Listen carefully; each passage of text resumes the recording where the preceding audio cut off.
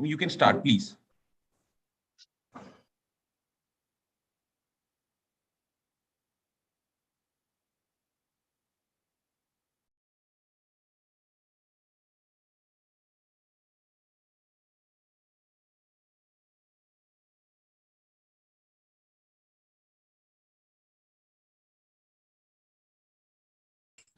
Am I audible now?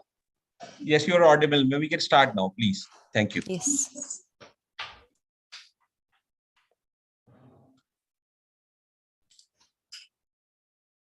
Good afternoon, everyone, and a very warm welcome to all the education officers and the teachers who are joining us via YouTube and Zoom platform. I, Shikha,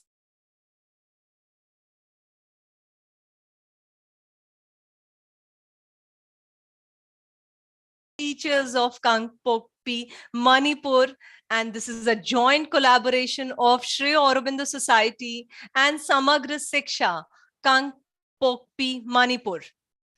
So I welcome all of you in this special National Education Policy 2020 webinar where our master trainer is going to orient the teachers on the new Education Policy 2020. He will talk at length and he will explain the entire policy in detail, ensuring that the teachers understand the policy completely so that the implementation process of the policy is easier for them, seamless for them.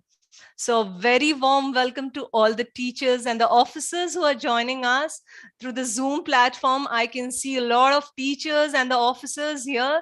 So very warm welcome to all of you again. And in this special NEP webinar, we are joined by several guests, and I extend my regards to all of them. As chief guest in this session, we will be joined by Ms. L. Kipgen, MES Zonal Education Officer, Kangpokpi, Manipur. As special guests in this session, we'll be joined by Ms. L. Singset, MES Deputy Inspector of Schools, Kangpokpi, Manipur. Mr. S. Hang Singh, MES Deputy Inspector of Schools, Cycle, Kangpokpi, Manipur. And Mr. Ashok Sharma, National Training Head, Rupantar, Shri Aurobindo Society. So I would like to inform all of you, all the teachers and the officers who've joined us in this session, that it is under this team guidance and mentorship of respected Ashok sir that we have been conducting a series of webinars on the National Education Policy 2020. And we've come a long way conducting successful 314 webinars till date across the country. And even in Manipur, we've done 3 successful webinars on the National Education Policy 2020, where we've oriented the teachers on the National Education Policy 2020. So in this session, I'm welcoming all the guests, and I also welcome our district coordinator, Mr. Haobom Singh. Through his efforts, we are organizing this webinar in your district today in Kangpokpi, Manipur.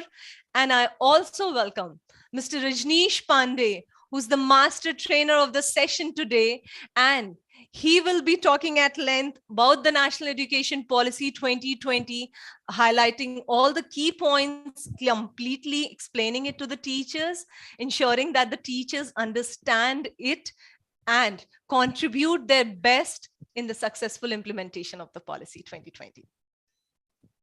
So welcoming everyone, we are talking about the National Education Policy. It is said about education that it is the purpose of education is to replace an empty mind with an open one.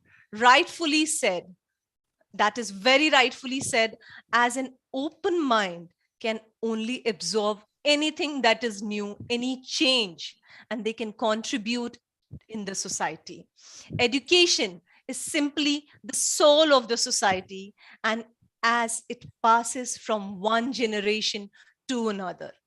The new Education Policy 2020 also talks about this passing on the information, education to the next generation. There are various facets to to this new education policy 2020, and I'm not going to talk about it. That is the job of the master trainer, and we will talk about the policy in detail in the orientation session. But to begin the session, we would like to move towards our mentor and our guru, respected Ashok sir. It is through his, it is under his guidance and mentorship we are conducting these webinars, and I would request him to talk about education, talk about the efforts of the teachers and the National Education Policy 2020 in this session. तो नमस्कार, सभी का स्वागत करते हुए इस खास session में, NEP वेबिनार में मैं आप सभी का स्वागत कर रही हूं इस जॉइंट कोलैबोरेशन में जो श्री औरोबिंदो सोसाइटी और समग्र शिक्षा कांगपोकपी मणिपुर के द्वारा आयोजित किया जा रहा है। और इस सेशन में हमारे साथ जुड़ रहे सभी शिक्षकों, शिक्षा अधिकारियों का स्वागत करते हुए इस समय रुख करूंगी हमारे मेंटर और गुरु की ओर, आदरणीय अशोक सर की ओर, जिनके मार्गदर्शन में इस कार्य को किया जा रहा है। और सर से अनुरोध करूंगी कि हम सभी को संबोधित करें और अपने विचार इस मंच पर रखें, शिक्षकों को प्रेरित करें। Over to you respected Ashok sir.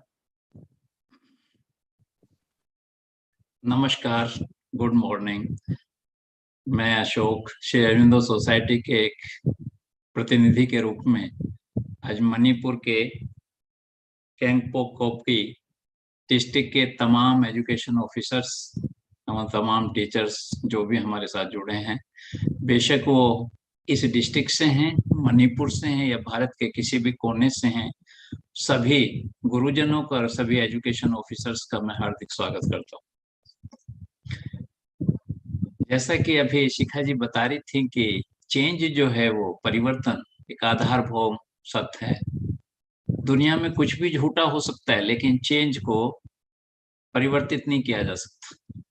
वो प्रतिक्षण प्रतिपल पूरे विश्व में हर समय होता रहता है, और जो लोग उसे स्वीकार करते हैं निश्चित रूप से वो अपना एग्जिस्टेंस, अपना अस्तित्व बचा के रखते हैं। जो उसे स्वीकार नहीं करते उनका डेवलपमेंट तो होता ही नहीं, लेकिन उनका अस्तित्व भी खतरे में होता है। शिक्षा में भी ये नियम लागू होता है। वैश्विक स्तर पर अगर हम देखें तो प्रतिदिन शिक्षा में एक डिफरेंट चेंज आ रहे हैं। जैसे महत्वपूर्ण चेंज ये है कि आज से 60 वर्ष पहले जब हमारा जमाना था तो निश्चित रूप से शिक्षक टीचर सेंट्रिक एजुकेशन थी, लेकिन आज चाइल्ड सेंट्रिक एजुकेशन। अगर जो ये बात स्वीकार नहीं करेंगे कि आज बच्चा जैसे चाहता है हम उसे वैसे पढ़ाएं, हम चाइल्ड सेंट्रिक एजुकेशन को एक्सेप्ट करें, तो यकीन मानिए हम एजुकेशन में जो चेंज होने चाहिए वो चेंज नहीं कर पाएंगे। इसलिए जरूरत इस बात की है कि हम चाइल्ड सेंट्रिक एजुकेशन स्वीकार करें, और चाइल्ड सेंट्रिक एजुकेशन स्वीकार करें तो हमें ये स्वीकार करना पड़ेगा कि जो हमारी लर्निंग है, जो हमारी टीचिंग है, वो निश्चित रूप से चाइल्ड सेंट्रिक होनी चाहिए। यानी कि वो एक्टिविटी बेस्ड लर्निंग होनी चाहिए, प्रोजेक्ट बेस्ड लर्निंग होनी चाहिए। और अगर प्रोजेक्ट बेस्ड लर्निंग होगी तो TLM की आवश्यकता पड़ेगी, और TLM की आवश्यकता पड़ेगी तो फिर पैसे की बात आएगी। तो श्री अरविंदो सोसाइटी ने पूरे भारतवर्ष के शिक्षकों में ये स्थापित किया है कि हम TLM बनाएं, चाइल्ड सेंट्रिक एजुकेशन एक्सेप्ट करें, हम एक्टिविटी बेस्ड लर्निंग के आधार पे शिक्षा दें, लेकिन वो शून्य निवेश नवाचार, zero investment innovation for education initiative के आधार पे होनी चाहिए। तभी हम चेंज कर सकते हैं। जहां तक नई शिक्षा नीति की बात है, ऐसा नहीं है कि भारत स्वतंत्र हुआ तो शिक्षा में परिवर्तन नहीं शुरू हुए। निश्चित रूप से शिक्षा में भी परिवर्तन शुरू हुए। 1968 में, 1986 में न्यू एजुकेशन पॉलिसीज आई, बहुत सारे संशोधन, करेक्शंस हुए, शिक्षा के अधिकार जैसा महत्वपूर्ण संशोधन हुआ। लेकिन अगर ईमानदारी से हम पूछें कि भारतवर्ष में जो शिक्षा में एक बदलाव आना चाहिए था, जो चेंज आना चाहिए था, वो हम कर पाए? तो ईमानदारी से अगर आंसर करेंगे तो हम कहेंगे कि वो चेंज नहीं कर पाए। और उसका मूल कारण क्या था, ये भी हम जानना चाहते हैं। उसका मूल कारण ये था कि हमारे तमाम leaders, education ministers, education officers, सब भारत में शिक्षा की बात करते रहे। कि इंडिया में एजुकेशन होनी चाहिए, लेकिन जरूरत इस बात की थी कि इंडिया में एजुकेशन हो तो हो, लेकिन हमारी एजुकेशन में भी इंडिया हो। यानी कि जो हमारी कल्चर है, जो हमारी संस्कृति है, जो हमारे संस्कार हैं, जो एक हमारी नैतिकता है, जो हमारे मोरल वैल्यूज हैं, जो एक रिलेशन है गुरु का और शिष्य का, वो तमाम चीजें भी हमारी शिक्षा में होनी चाहिए। और ये सौभाग्य की बात है कि नई शिक्षा नीति 2020 जो आई है, उसमें 2-3 चीजें बहुत महत्वपूर्ण है। एक महत्वपूर्ण चीज ये है कि पहली बार हम भारत में शिक्षा की बात नहीं कर रहे, बल्कि शिक्षा में भारत की भी बात कर रहे हैं, अपनी कल्चर की, अपने मोरल वैल्यूज की, हमारी जो संस्कृति है, जो हमारी मान्यताएं हैं, धारणाएं हैं, उन सब की भी बात कर रहे हैं। दूसरी बात, हमने उस स्ट्रक्चर को चेंज किया है। हम उस गुरुकुल प्रथा की तरफ बढ़ते जा रहे हैं जिसमें वास्तव में बच्चे का सर्वांगीण विकास होता था। हम उस भाषा की तरफ बढ़ते जा रहे हैं कि किसी भी बच्चे की जो प्राइमरी एजुकेशन है वो उसकी मदर लैंग्वेज में होनी चाहिए, उसकी रीजनल लैंग्वेज में होनी चाहिए, ताकि वो ज्यादा से ज्यादा उसे स्वीकार कर सके। क्योंकि 8 साल का बच्चा 80% ज्ञान प्राप्त कर लेता है, बाकी पूरा जीवन तो उसे एस्टेब्लिश करने में जाता है। लेकिन जहां तक ग्रहण करने की बात है, एक्सेप्ट करने की बात है, सीखने की बात है, वो 8 साल का बच्चा 80% एजुकेशन प्राप्त कर लेता है। अगर वो उसकी भाषा में नहीं है तो यकीन मानिए वो कैसे सीख पाएगा। तो ये कुछ फंडामेंटल चीजें हैं जो नई शिक्षा नीति में समावेश किया गया। और जहां तक श्री अरविंदो सोसाइटी की बात है, हम शिक्षा में काम करते हैं, बल्कि शिक्षा में हम खोज का काम करते हैं। शायद भारत सरकार ने हमें राष्ट्रीय महत्व का दर्जा इसीलिए दिया है कि हमारी ये खोज है कि नई शिक्षा नीति को अगर वास्तव में इम्प्लीमेंट करना है तो वो प्रत्येक शिक्षक के हृदय तक पहुंचनी चाहिए, उसके दिल तक पहुंचनी चाहिए। इसलिए श्री अरविंदो सोसाइटी ने संकल्प लिया कि हम भारतवर्ष के तमाम शिक्षकों तक नई शिक्षा नीति पहुंचाने का कार्य करेंगे। और जैसा कि शिखा जी बता रही थी कि आज 315वां 315 हम पूरा करने जा रहे हैं, जो एक ऐसी फिगर है जो निश्चित रूप से रेस्पेक्टफुली सम्मानजनक फिगर है। करीब करीब आधा भारत हमने कर लिया है। 4-5 स्टेट ऐसे हैं जो कंप्लीट कर लिए हैं और उनके प्रतिक्रिया भी मिली, उनकी रिएक्शंस मिली। वहां के एजुकेशन ऑफिसर्स, वहां के एजुकेशनिस्ट जो टीचर्स हैं, उन सब ने मिलके ये फीडबैक दी है कि हम नई शिक्षा नीति को अपने प्रदेश में लागू करेंगे। और हिमाचल प्रदेश जैसा एक प्रदेश है जिसने उसे लागू भी करना शुरू कर दिया। हिमाचल प्रदेश वो प्रदेश था जिसने एनईपी के तमाम सेशंस अपने कंप्लीट स्टेट में सबसे पहले पूरे किए। क्यों? मणिपुर भी वैसा ही हो सकता है और उत्तर प्रदेश और बिहार भी ऐसा ही हो सकता है। जरूरत इस बात की है कि हम टीचर्स में और एजुकेशन ऑफिसर्स में वो जज्बा, जुनून पैदा करें, वो कमिटमेंट पैदा करें कि हम नई शिक्षा नीति को लागू करेंगे। जहां तक नई शिक्षा नीति के बारे में है, मैं आपको ये विश्वास दिलाता हूं कि हमारे मास्टर ट्रेनर रजनीश पांडे निश्चित रूप से जो मोर देन 100 पेज में शिक्षा नीति है, आज अपने 2.5-3 घंटे के सेशन में बहुत सरल शब्दों में आपकी ही भाषा में आप तक पहुंचाने का कार्य करेंगे।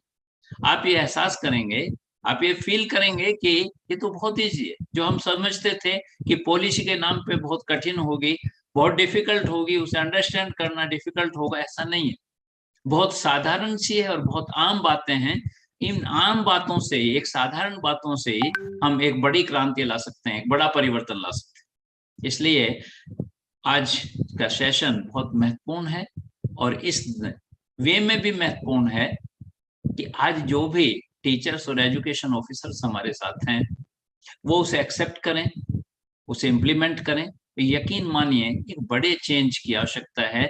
बड़ा चेंज वो है कि जो भारत का स्थान था विश्व में, उस स्थान को हम प्राप्त कर सकते हैं, विश्व गुरु का स्थान। मुझे बड़े कष्ट होता है ये कहते हुए कि आज वैश्विक स्तर पर जब भारत में शिक्षा की स्थिति देखते हैं तो नीचे से गिनती होती है, ऊपर की बात छोड़िए। इसलिए एक बड़े परिवर्तन की आवश्यकता है। इसलिए मैं निवर्तमान जो हमारे शिक्षा मंत्री थे रमेश पोखरियाल जी, उन्हें हृदय से धन्यवाद देना चाहता हूं कि उन्होंने हजारों शिक्षाविदों, हजारों मनोवैज्ञानिकों, साइकोलॉजिस्ट, हजारों लीडरों, सभी के विचार मंथन के बाद जो एक अमृत के रूप में नई शिक्षा नीति दी है, वो निश्चित रूप से भारत में एक बड़ा परिवर्तन लाने की संभावना, और हम उसे पूरा करेंगे मिलके, ऐसी मैं आशा रखता हूँ, ऐसा श्री अरविंद सोसाइटी आशा रखती है। और अंत में मैं उन तमाम एजुकेशन ऑफिसर्स को थैंक्स करना चाहूंगा जिन्होंने हमारे सहयोग को स्वीकार किया और हमें शिक्षकों से मिलने का मौका दिया। साथ ही साथ हमारे जो डिस्ट्रिक्ट ट्रेनर हैं मिस्टर होम, उन्हें भी मैं थैंक्स करना चाहूंगा कि उन्होंने कोऑर्डिनेशन करने के बाद ये संभव हुआ। आज उनका एक जो ड्रीम था कि वहाँ के मणिपुर के पर्टिकुलर डिस्ट्रिक्ट के शिक्षकों के साथ भी नई शिक्षा नीति होनी चाहिए, वो आज पूरा होने जा रहा है। इस आशा के साथ कि हम निश्चित रूप से आज इस सेशन को लेकर इस प्रतिज्ञा के साथ, इस कमिटमेंट के साथ यहाँ से उठेंगे कि हम इस परिवर्तन को अपने एजुकेशन सिस्टम में इम्प्लीमेंट करेंगे और शिक्षा के स्वरूप को समझते हुए कि शिक्षा वो है कि जो बच्चे के अंदर विशेष है उसे हमें बाहर निकालना है, उसे परफेक्शन तक पहुंचाना है, उस पर कार्य करेंगे। ऐसी श्री अरविंदो सोसाइटी आशा रखती है, ऐसा देश आशा रखता है, एजुकेशन डिपार्टमेंट ऐसी आशा रखता है। हम सब मिलके उसे पूरा करेंगे। इन्हीं शब्दों के साथ पुनः एक बार आप सभी का बहुत बहुत धन्यवाद, बहुत बहुत आभार। बहुत बहुत धन्यवाद और आभार आदरणीय अशोक सर, हमारे साथ इस मंच पर जुड़ने के लिए। Thank you so much sir for joining us in this session and motivating all of us, infusing a sense of enthusiasm into all the teachers who have joined us in this session. Sir has spoke about a lot of things, and how he spoke about, and a very important thing that he said, and rightfully said also, that it is through joint efforts only that we can contribute to the betterment of the society. And we all are making this effort through this webinar also, orienting the teachers, because it is the teachers who are the pillars of the nation. They are the backbone behind any country. And so it is very important that the teachers are motivated, oriented with the new education policy. They understand the policies and implement it successfully. The new education policy, it is said that it is going to be a game changer for the country. There's thrust on experiential learning, and this new education policy aims at fostering holistic development of the students. The policy also talks about making learning joyful for the students, so that they become self-enthusiastic about attending the schools and coming to schools and gaining knowledge. And it is very important that the learning is joyful and engaging in order to motivate the students to pursue education with zeal and zest. We will talk about the policy in detail, but right now we have our guests with us. I can see our special guest, Mr. S. Hangsing, MES Deputy Inspector of Schools, Cycle, Kangpokpi, Manipur. Sir is here with us, so I would request him to motivate everyone here in this session and share his views on the National Education Policy 2020. Over to you, sir.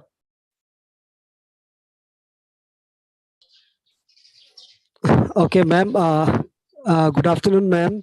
Am I audible, ma'am? Yes, sir, you're very clearly audible. Okay.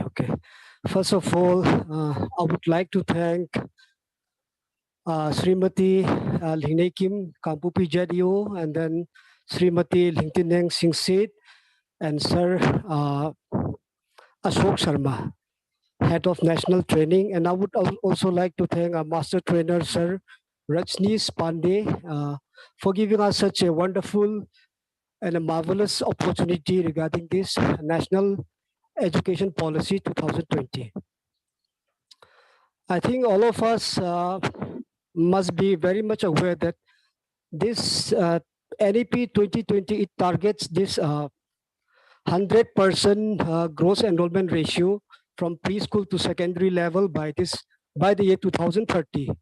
And I believe that we as a teachers, we have very much roles, and we have to take initiative even inside, not only inside the classroom, but also outside the classroom also.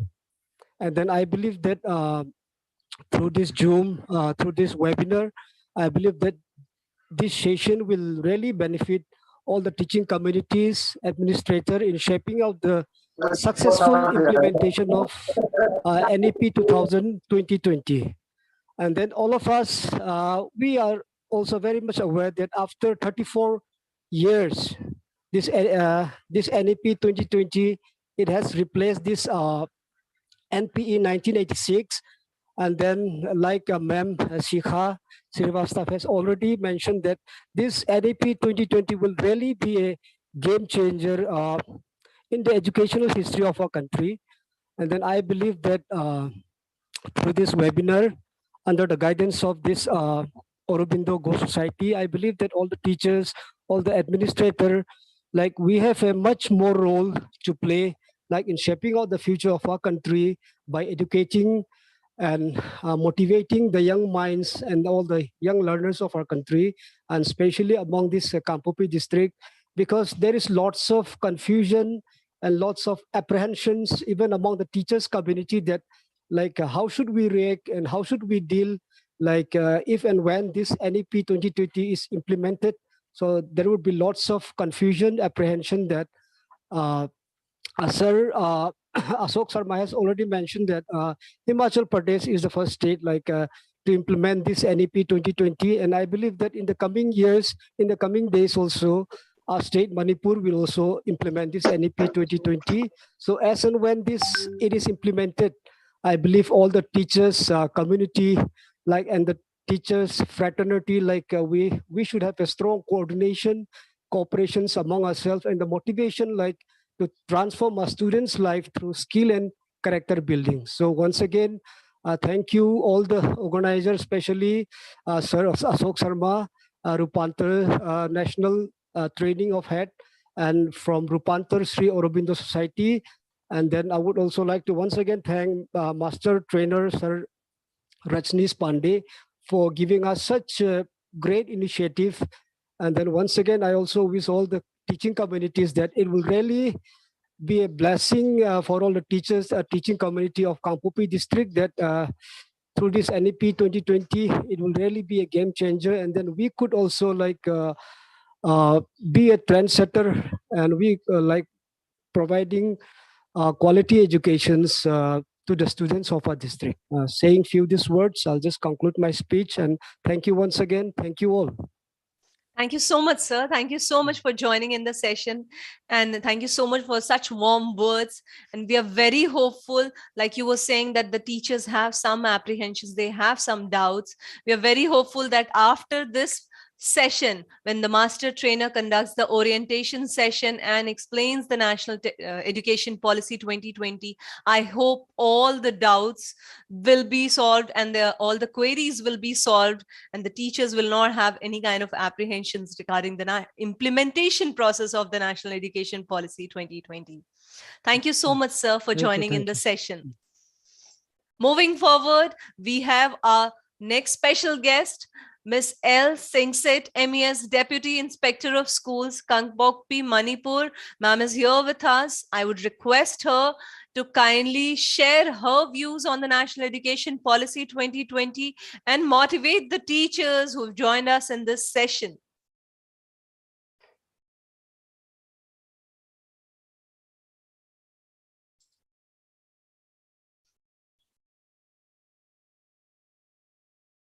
I have the information that ma'am has joined us in this session. May I request Ms. L. Singset, MES, Deputy Inspector of Schools, Kangpokpi, Manipur. If ma'am, you can hear me, if I'm audible to you, may I request you to kindly unmute your device and share your views on this platform. Good day to you all. I give my sincere respect and regard to our chief guest, Madam Delio, Kangpokpi District, and my colleague Sri Ashok Sharma, National Training Headquarter, Sri Aurobindo Society, and my colleague S. Hamsin, Deputy Inspector of Cycle. Taking advantage of this opportunity, I would like to request all the teachers participating in this webinar to sincerely participate with great zeal and interest. Because we as a teacher, we are all stakeholders of this education system. And as a teacher, we must know and be well versed about this new education policy 2020, and we should be aware about its aims, objectives, features, etc. Knowing this NEP 2020 will be of immense help to the teaching community. I hope through the participation in this webinar, there will be a great changes in our aptitudes towards the education system in which we are involved. All the best to the teaching community, especially the teachers participating in this webinar. And with these few words, I would like to conclude my address to the teachers. Thank you so much, ma'am. Thank you so much for joining in the session and taking out time from your busy schedule. We know that all the education officers are really busy. They are really busy, but they still manage to take out some time to motivate all of us, to motivate the teachers of your district. So thank you so much for joining in the session and sharing your views. So moving forward, now I think it is time for all of us to move towards that session, the orientation session, where Master Trainer will be orienting you all the education officers and the teachers, especially on the National Education Policy 2020. So may I now request Mr. Rajneesh Pandey, sir, to take over the webinar and start the orientation session. Thank you very much, Shikha ma'am, for giving me this opportunity to speak. And a warm welcome, namaskar, and a great afternoon to all the beautiful people of Manipur. We have here Srimati L. Kikpen, MES Zonal Education Officer, Kangpokpi, Manipur, as our chief guest.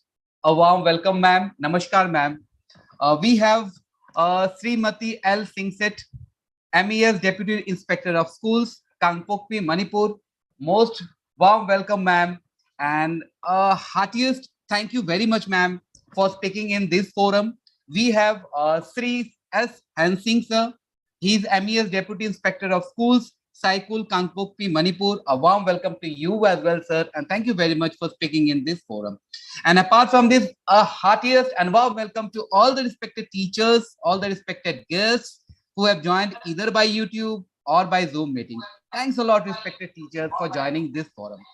So to talk about today's webinar, so what we are going to do in this today's webinar, very simple. In 2019, government announced a policy called National Education Policy. Now it's 2022. We started collecting information. We started gathering information from here and there from different sources. Now, after almost 2 and 3 years, why is it necessary to rework on the information which we have gathered so far?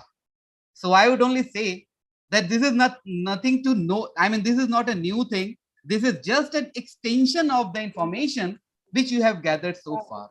You have collected the information from different sources, and this is just an extension of this. And we would like to share with you every little detail, every little minute detail, which is going to be very, very important for you for your future endeavors.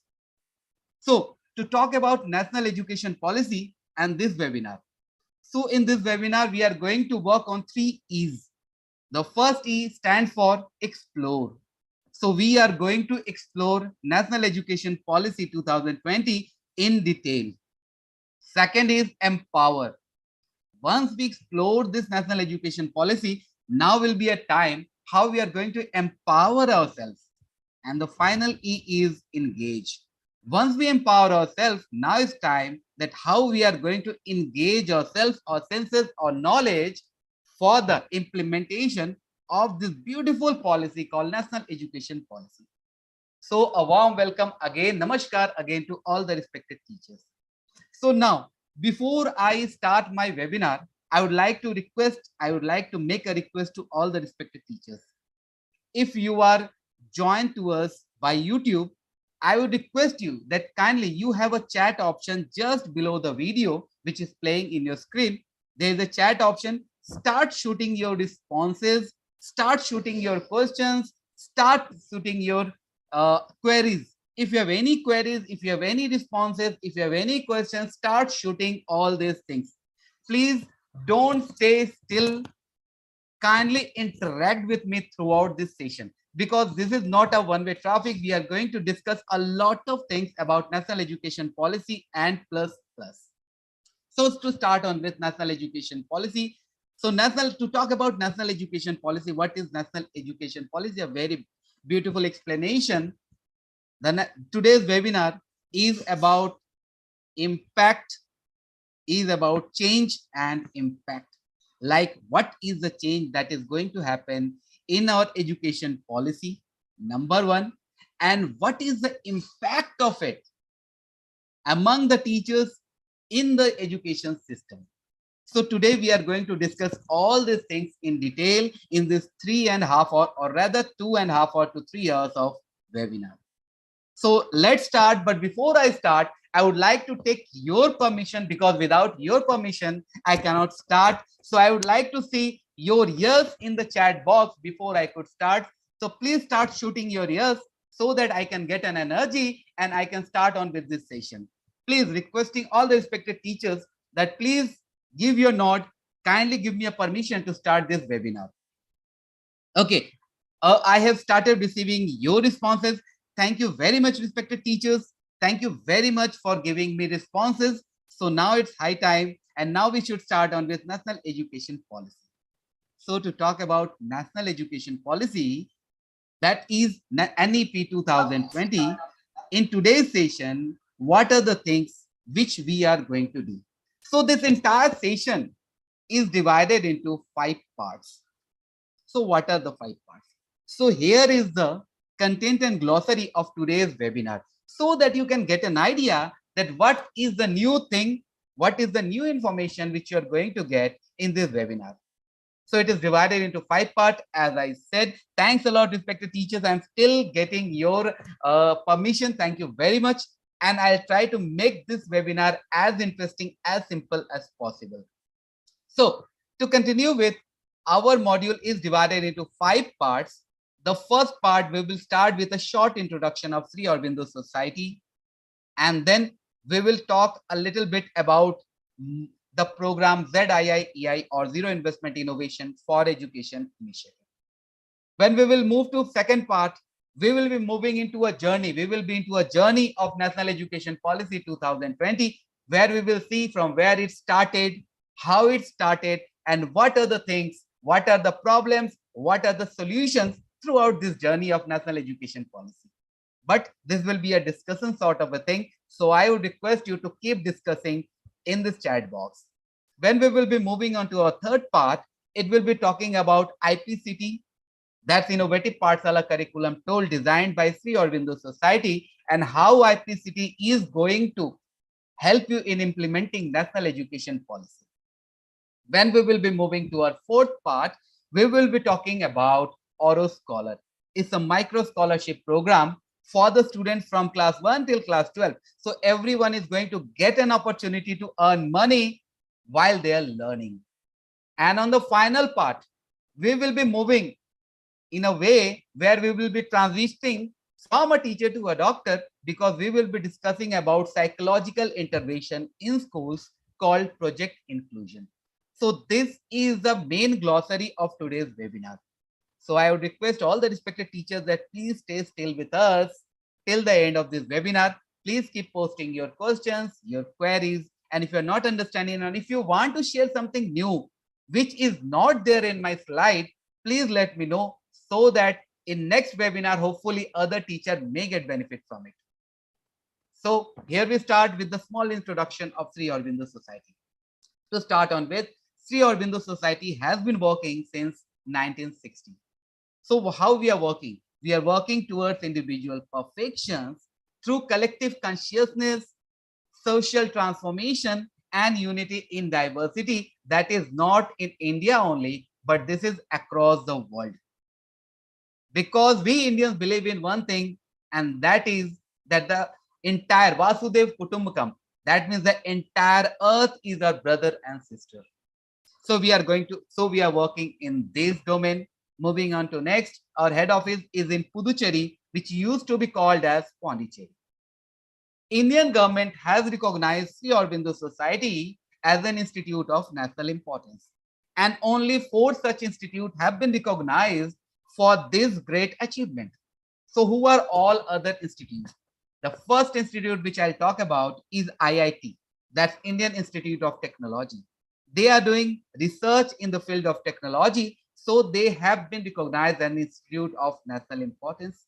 The second institute I'll talk about is AIIMS, that's All India Institute of Medical Studies or Medical Science. So they are doing research in the field of medicine, medical research. So they have been recognized as an institute of national importance. The third institute is IIMS, that's Indian Institute of Management Studies.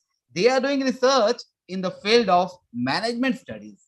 So they have been recognized as an institute of national importance. And the fourth one is, obviously you all know because I explained it in the starting only. And the fourth one is Sri Aurobindo Society. So we are working in the field of education, in the field of transformation, in the field of management. And obviously education is the core of our entire work. So now to move forward, since last 60 years, we have been working, obviously, any philanthropic group, their main purpose is to bring change. So obviously, Sri Aurobindo Society is also a philanthropic organization. So we are also working in bringing change, in bringing empowerment, in bringing deeper values in various fields, especially education, leadership, management, Indian cultural and rural development. If you want to know more of Sri Aurobindo Society, more of our work, you can always visit our website www.aurosociety.org.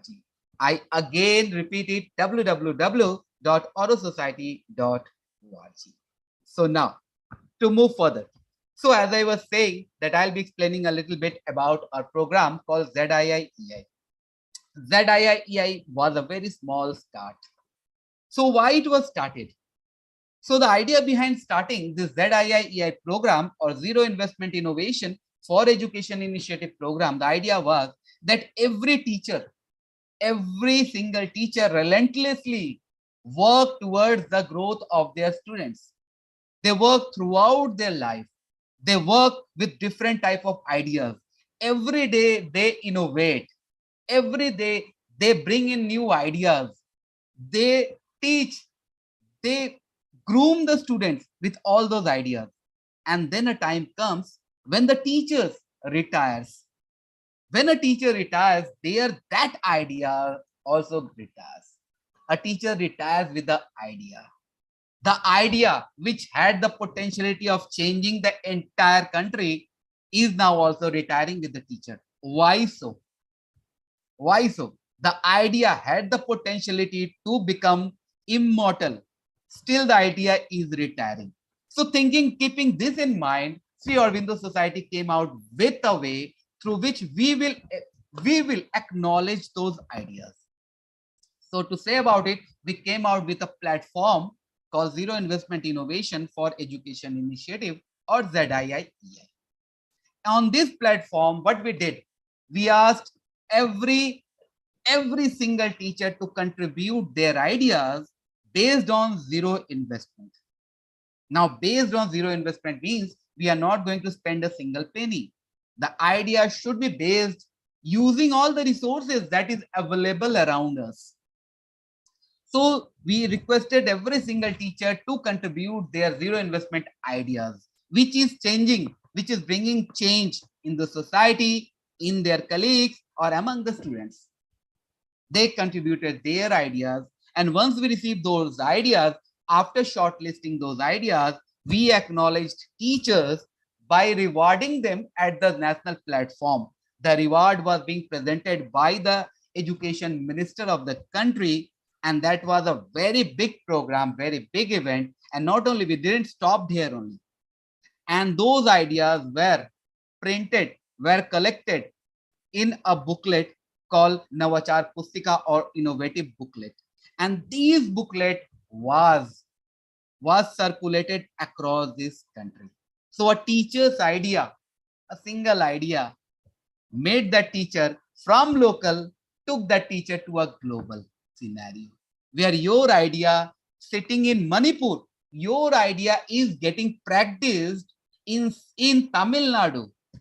Sitting in Manipur, your idea is getting practiced in Chennai. So just think about it. So this is what ZIIEI is. Now, to move forward, now there are, but to contribute here, your idea, there are 4 conditions. Obviously, every good thing should come with a condition. So there are 4 conditions for ZIIEI idea. The first condition was that your idea should be based on zero investment. You can use the resources present in your school. You can use your resources that is lying idle at your home, but you cannot spend money. You cannot go to the market and buy something. Keep your money for your family. Use your ideas for your students. Number 1. Number 2, that your innovative idea shouldn't be there in your mind only. That must have been implemented somewhere, either in your community or in your school. Third, if your idea is implemented somewhere, obviously that should come with some documented proof, some documentation or some proof. We need that documentation or proof, either photographs or videos, anything as such. And finally, your innovative idea should be bringing positive change, either in the society, among the students, or among the colleagues. So if your idea qualifies these conditions, then your idea is most welcome to become zero investment innovation idea. Now, what is the milestone which Sri Aurobindo Society started? So the achievement of Sri Aurobindo Society with the help of the teachers, when the teachers started contributing their ideas in this platform, we started in the year 2015 with very less teachers. So far, you can see the figure speaks of itself. So far, we have oriented 22+ lakh teachers about these ZIIEI ideas. And this program has become Asia's largest training program. Moving on to next, so far we have published 54 innovative practice booklets consisting of your ideas only. In this span of 5 years, consisting of 28 states and 8 union territories. Now, moving forward, not only government schools, but the teachers from private schools also have been motivated by your ideas, and they have also come forward and they have contributed in this platform. They also have submitted their ideas because they have find the advantage of using your ideas. Moving forward, so far a total of 1,551 teachers have been recognized and rewarded at national level at IIT Delhi in the grand presence of Education Minister of the Government of India, Mr. Ramesh Pokhriyal Nishank ji. So now you can feel the idea which was only there with you. Now that idea, give a wing to that idea. Let that idea fly. If that idea flies, obviously your name will also fly. And these type of idea have the potentiality of changing the world. Now, this was a short intro about Sri Aurobindo Society and the ZIIEI. Now, before we start on with National Education Policy, I would like to share some data for you to think about the data, and then you will feel why National Education Policy was required at this juncture. Now, to talk about the first data, according to UDAI's data, 2016 and 2017, UDAI's data.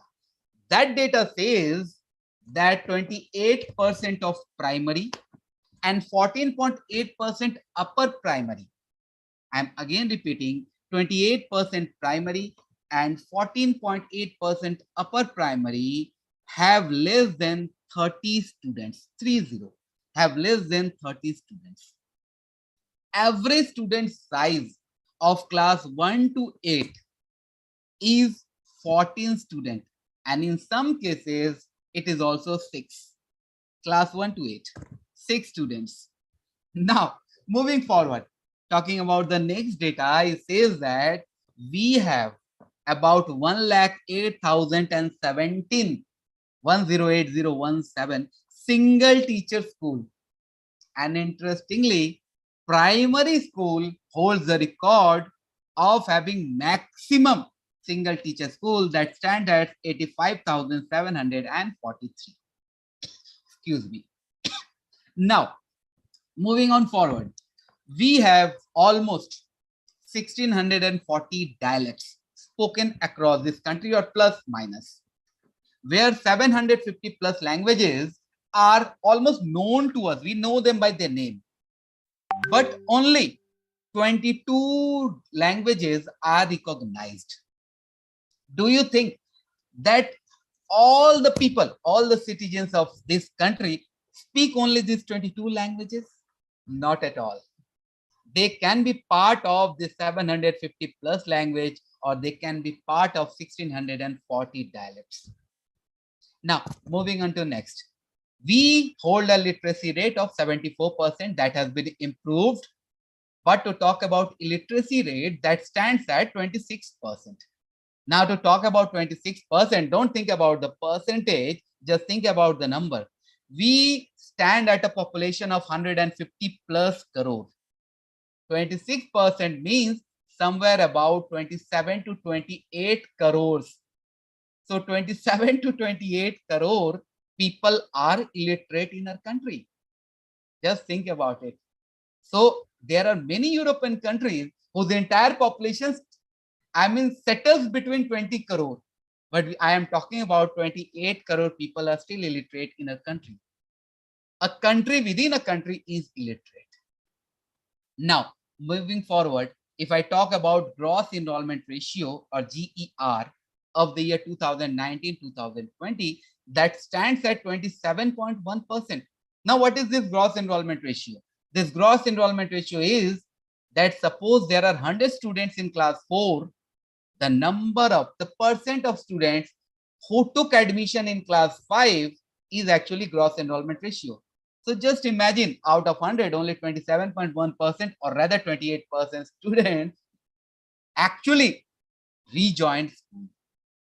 Now, one more very interesting fact, which states that science says that 85% of a child's mental development happens by the age 6. So a child, when he is by the age of 6, 85% of his mental development has already happened. Structure has been built, everything has been done. So think about it. So these are some data for you to think, so that at least you can sit in this webinar and you can find on the solution which NEP is going to provide you regarding this issue. So I'm quoting here from National Education Policy itself. So the quote says that if every literate member of the community could commit to teaching one student person how to read, it will change the country's landscape very quickly. Just imagine 76% of this population is literate. If every single person just think that I'm going to teach at least one member of the community, just think, only 26% of the people will be requiring to teach 26%. Or maybe 10% of the people will be requiring if they're thinking about teaching 2 or 3 people. So this is a beautiful message passed on by National Education Policy. So now you can think on what line National Education Policy is talking about. I can see here a lot of comments. Thank you very much, Podel sir. Thank you very much, Himanshu sir. Thank you very much, Egao sir, Mangsha sir. Thank you very much, Vidyarani ma'am. Thank you very much, respected teachers. If I'm unable to say your name, I'm extremely sorry for that. Now, to talk about National Education Policy, what are the expected outcomes? So what is the expected outcome of National Education Policy 2020? The number one expected outcome is universalization of access from early childhood care and education to secondary. That means now education will be universally practiced in India. Now to talk about this universally word, that means once a kid attains the age of 3, once a kid reaches the age of 3, they will start getting education till secondary. I'll talk about this in detail. So I'm just giving a little points what we are going to discuss. Number 2. Number 2 expected outcome is to ensure equity and inclusion. So now national education policy is also talking about equity. So far, all the policies have been talking about equality.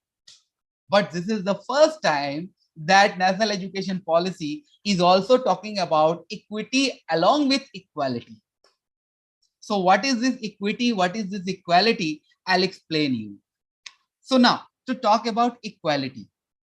So suppose I am a teacher. So I am a teacher. Now what happened that I was assigned a task.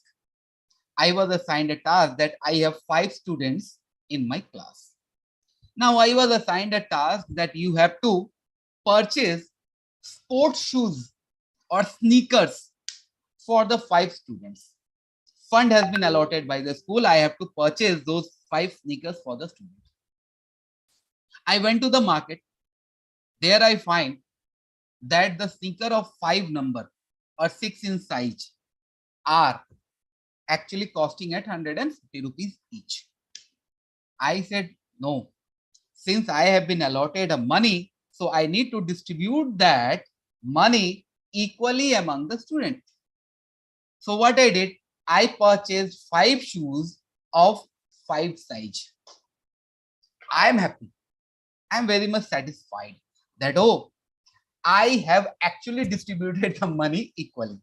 Now, do you think it was worthy? Obviously not. It was not worthy, because in the class, if a student's fit size is 4, then the shoe will be loose in his leg.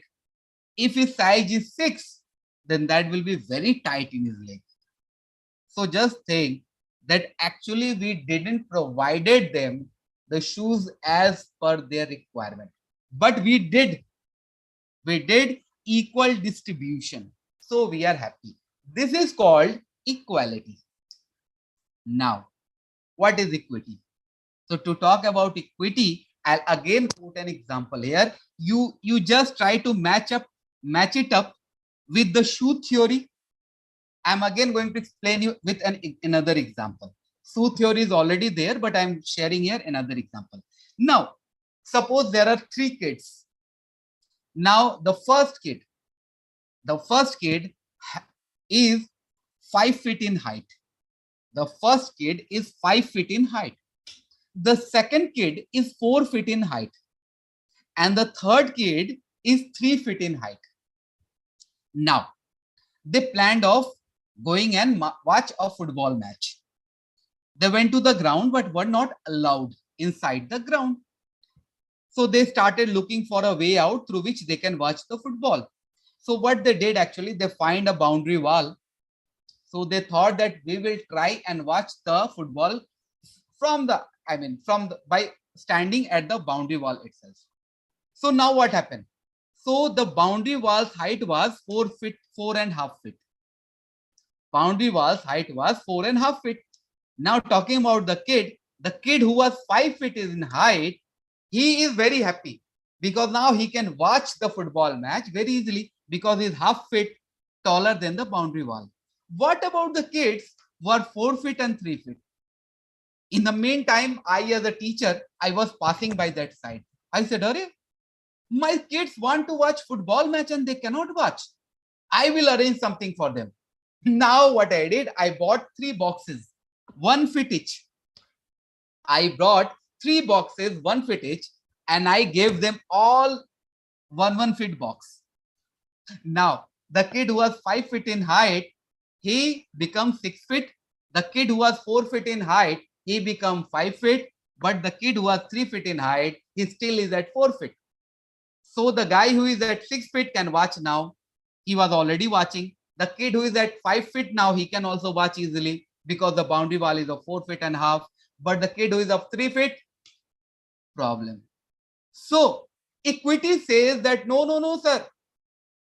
Don't give them equal thing because everyone's need is different. So what we can do, I will allot 2 boxes to the kid who is 3 feet in height. And I will allot 1 box to the kid who is 4 feet in height. So when the 4 feet guy will stand on 1 box, he will turn into 5 feet. And when the 3 feet guy will stand on 2 boxes, he will also be 5. So 5, 5, 5, all 3 can watch the football match easily. This is called equity. That means we have to give resources to the students as per their requirement. We have to give resources to the students as per their requirement. Not what we need to give, but what they need to take. So National Education Policy is talking about equity. And inclusion, obviously, inclusion means that school is for everyone. So in spite of all odds, I should be permitted to go to school. So interestingly, now National Education Policy is saying that if I am Divyang or if I have disability of any kind, that shouldn't stop me from attending a regular school. I will get an opportunity to attend the regular school because science says that if a guy with a disability, if they get a time to gel up with the regular kids, then their condition also improves. So inclusion. The third thing which National Education Policy is talking, National Education Policy is saying that it's high time. Lot of kids are out of school. So we need to bring them back to school. School chalo. So back to school means they are going to reinstate 2 crore plus students back to school. They are going to bring 2 crore plus students back to school. Just imagine, right? Our problem solved, which I was talking about the size of students from class 1 till class 8 in many schools. So obviously this problem is going to resolve. Moving on to the fourth expected outcome. So India has, while India was in an international meeting, they decided on a sustainable development goal. Now this sustainable development goal is actually planned every 2 years, 3 years, where every country need to work on any projection. So India has come out with this sustainable development goal that every student, every kid will get an opportunity to attain to complete their secondary schooling. So we will be responsible to bring every single student to school till they attain secondary. Moving on to next. So next expected outcome says that we need to improve the foundational literacy and numeracy FLN. You must have heard about it. We need to work very hard in improving this FLN, because if our root, FLN is actually the root of education. If our root is not strong, if our foundation is not strong, obviously we cannot grow into a big tree. So for that, we need to cement our foundation in a solid way. I'll discuss all these things, don't worry. But I can see here your kind responses. Thank you very much, respected teachers. Now, moving on to next National Education Policy is saying that we need to focus on 21st century skills. Dear respected teachers, we are into 21st century, and this 21st century is a fast-paced century, where if we are slow, we cannot win. We are under a lot of stress, job stress, livelihood stress, physical stress, financial stress, family stress. We are under a lot of stress. So unless we don't know how to cope up with these stress, we cannot sustain in this 21st century. So every kid, this 21st century skills actually shows the kids the ways how they can prepare themselves to tackle these problems. So this is also one of the things which National Education Policy is talking about. Now, next is that Now there will be resource sharing among school complexes. Now what is resource sharing? I would like to give you a solid, explanation regarding this. So as we know that there are two types of schools surviving in one community in one area. One school called, say, take their name. I'm just taking the name. Any name can be there. So suppose one school's name is ABC, the other school's name is BCD. ABC is full of resources. They have benches, lot of benches, extra benches. They have projector in their schools. They have very good toilets. Their school is very clean. They have full teachers. They have extra teachers as well.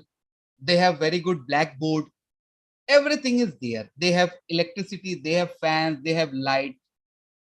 But BCD school don't have anything as such. The kids are bringing gunny bag from their home and they're sitting on the ground. These kids don't have a good blackboard.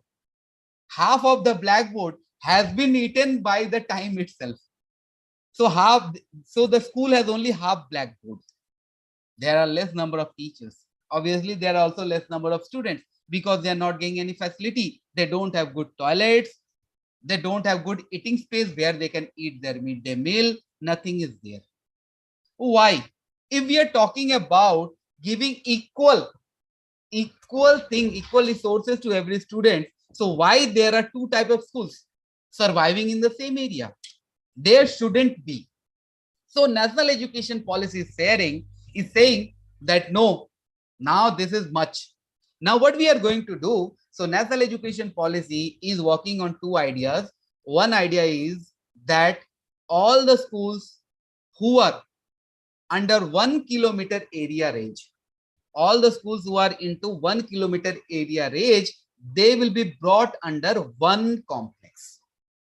So suppose in 1 kilometer area range or 2 kilometer at large. So suppose there are pre-primary, there are Anganwadi, there are primary, then there are secondary. Suppose they are into 2 kilometer area range. So all of them will be picked up from there and they will be placed into the complex, same complex. Now, when they will be into the same complex, will they be having a problem in resource sharing? Every resources will be shared among them and every kid will get a rightful resource. Number one. Number two, to talk about number two, is saying that suppose the school are spread little vastly. So suppose the schools are spread into a 5 kilometer area. So if they are spread into this 5 kilometer area, so for that the entire 5 kilometer will come under one cluster. So now the cluster in charge will take the responsibility in providing equal resources to all the schools. It will be their target to ensure that their cluster gets everything at its best. So these are two ways through which National Education Policy is planning to share the resources. Now, for that, obviously, there will be effective governance, because if they are into same cluster or if they are into same complexes in a small area, obviously the governance will be strong. Now there won't be any language barrier in learning. Remember, a learning means that I should be taught in my language. So now there won't be any language barrier in my learning. I can learn in my own language. I'll explain this everything, and then public and private school education will have common standard. So now it won't happen that this school is a private school and this is best. The way is best. The education system is best. This is a government school. The education system is not up to the mark. No. Either you are private or you are public, you will have common standard and you have to work in maintaining that. So now moving forward. Now to start on with National Education Policy, let's talk about the evolution of the National Education Policies. We got a freedom in the year 1947. 15th August was that time when we got our freedom. Now when we got our freedom, by that time, our entire culture, our education system has been manipulated to such extent that we mentally have accepted that we are born slave, we will die slave, we will live slave. Slavery mentality was prevalent in us because in our education system, we were not groomed to be a thinking man, rather we were groomed to be a working labor or clerk. Now, so the biggest challenge was that if we need to reform a country, if we need to give a country status to a country, we need to reform the education. So the first reform came in the name of University Education Commission, that was in the year 1948-49. That commission is also called as Radha Krishnan Education Commission because Dr. Sarvapalli Radhakrishnan was the pioneer in introducing this commission in the time period of 1948 to 49. But here they were only catering to the university going students. That whatever damage has been done, at least we will try to bring that under control.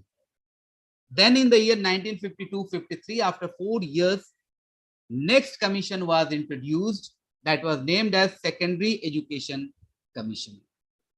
Thank you very much, respected teachers. Now, this Secondary Education Commission that was in the year 1952-53, this Education Commission is also called as Mudaliar Education Commission because Mudaliar was commissioned, Dr. K. Mudaliar was the pioneer in introducing this commission.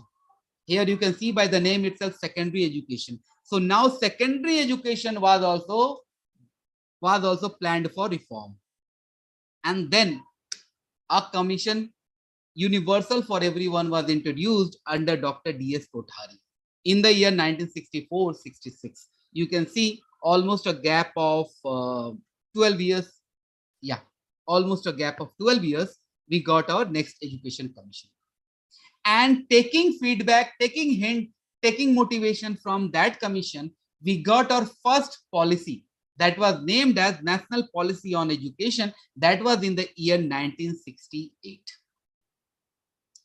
Now, it was introduced, but there was no further work done to that policy. Only a small modification done, amendment done, that was named as 42nd Constitutional Amendment in the year 1976, where education was put into concurrent list, or rather to say education was moved from the hand of state, it was moved to the hand of the central government. Then 868 and then comes 86. That means after 18 years, after almost 18 years, we got our next policy, again named as National Policy on Education. Again, a little modification done or amendment done, that was named as NPE in the year 1992. So that modification was talking about RTI, right to education. Now, there was no further modification done. We were just carrying forward that education policy. But then Mr. T.S.R. Subramaniam committee was given a task to prepare a report on the policy. He submitted his 49-page draft on 27th May 2016. Again, a next committee was formed under Dr. K. Kasturirangan. He submitted his draft on 31st May 2019.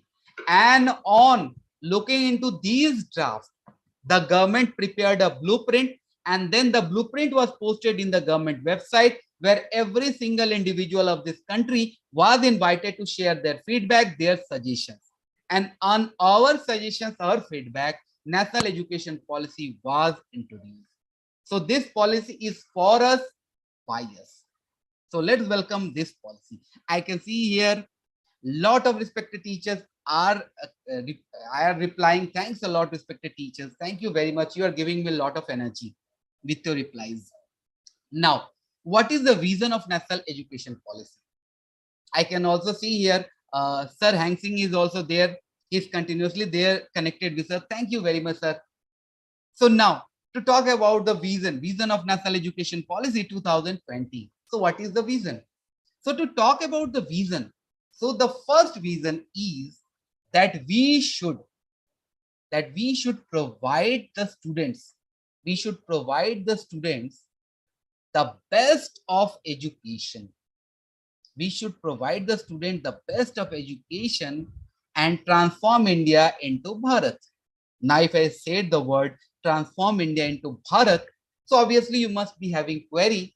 So what will be, I don't know why transforming India into Bharat. So I'll give you an example here. We all know that India was the first ever country to give university to this entire world. We boast of the first ever university, multidisciplinary universities like Nalanda, Takshashila, Vikramshila. We boast of the greatest learned scholars of different fields like Vishnugupta, Chanakya, Patanjali, Panini, Aryabhat, Charaka. We boast of all those great scholars. So from those scholars, students from across the globe used to come and get the learning. So once upon a time, we were the lighthouse of education for this entire globe. Now we are standing in 21st century, lighthouse is still there, but the light has fused. So now national education policy wants to change that light and again wants to make us lighthouse of education. For that, national education policy is talking about transforming India on the basis of traditional plus modern knowledge. So the students will get best of both. They will also get traditional knowledges which were given by our ancestors, and they will also be equipped with modern ways, modern knowledges, so that we have the knowledge of both the world, East and West. If our students get both best of both the world, East and West, obviously no one can beat us into education. And that is the only way through which we can become world leader in education. Second is we have our constitution, we have our preamble, but still we complain about our rights. We say that we don't have our rights in this country. Problem is this, that we are not aware of our constitution, we are not aware of our roles, we are not aware of our responsibilities, we are not aware of our rights. But every one of us have the right, responsibility, role prescribed in our constitution. So every kid will be taught what about their fundamental duties, about their rights, about their roles, so that they can actually join in the great movement of transforming India. Right? Moving forward. So now, what are the key principles of NEP, National Education Policy? The first key principle talks about respect for diversity and local context. Why sitting in Manipur?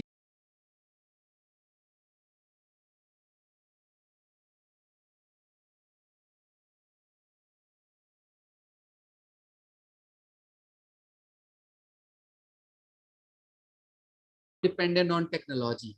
We have Paytm, we have Google Pay, we have our online banking, everything is there.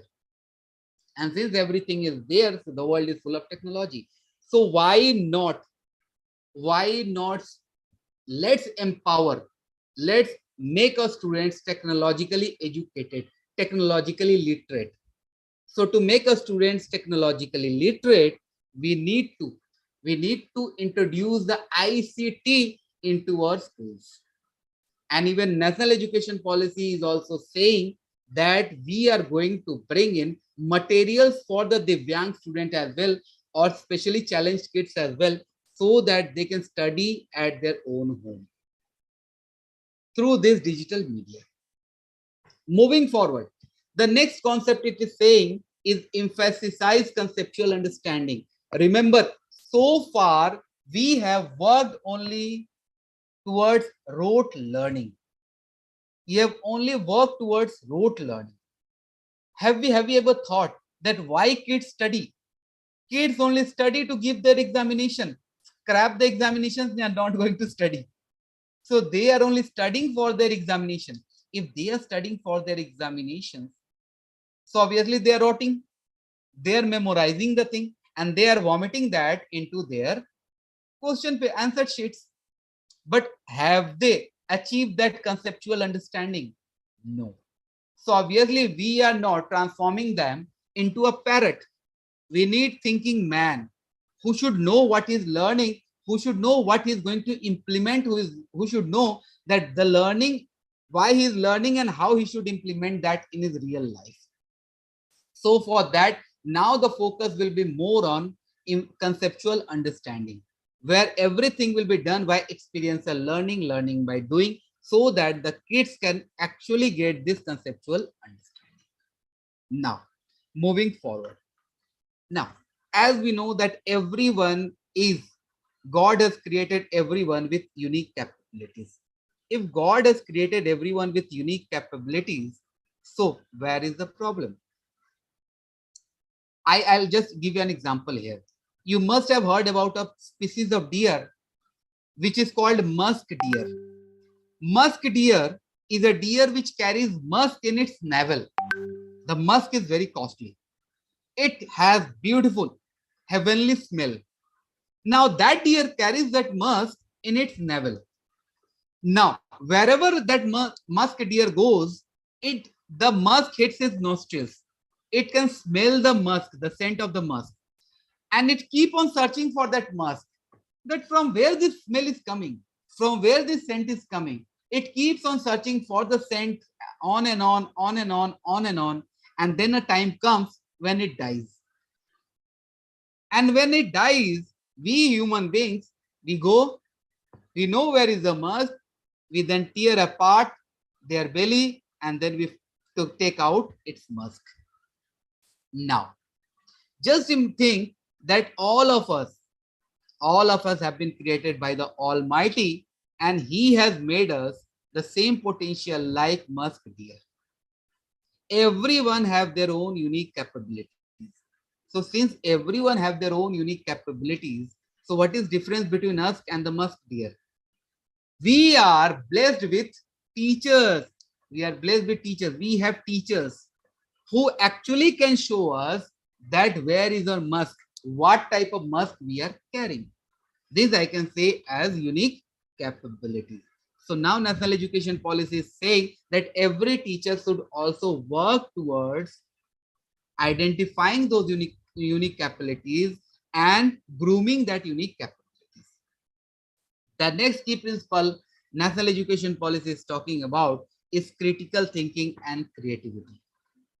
So if our kids are, every kid is very much creative to the inner core, but as they starts growing up, their creativity starts vanishing. Why their creativity starts vanishing? Okay, I can see here a lot of teachers are facing problem. Lot of teachers are facing problem with the network. Sir, in fact, sir or ma'am, I can also see that you are facing problem with the networks. I can also see. Hopefully it will resume. Now, to talk about this unique critical thinking and creativity. So now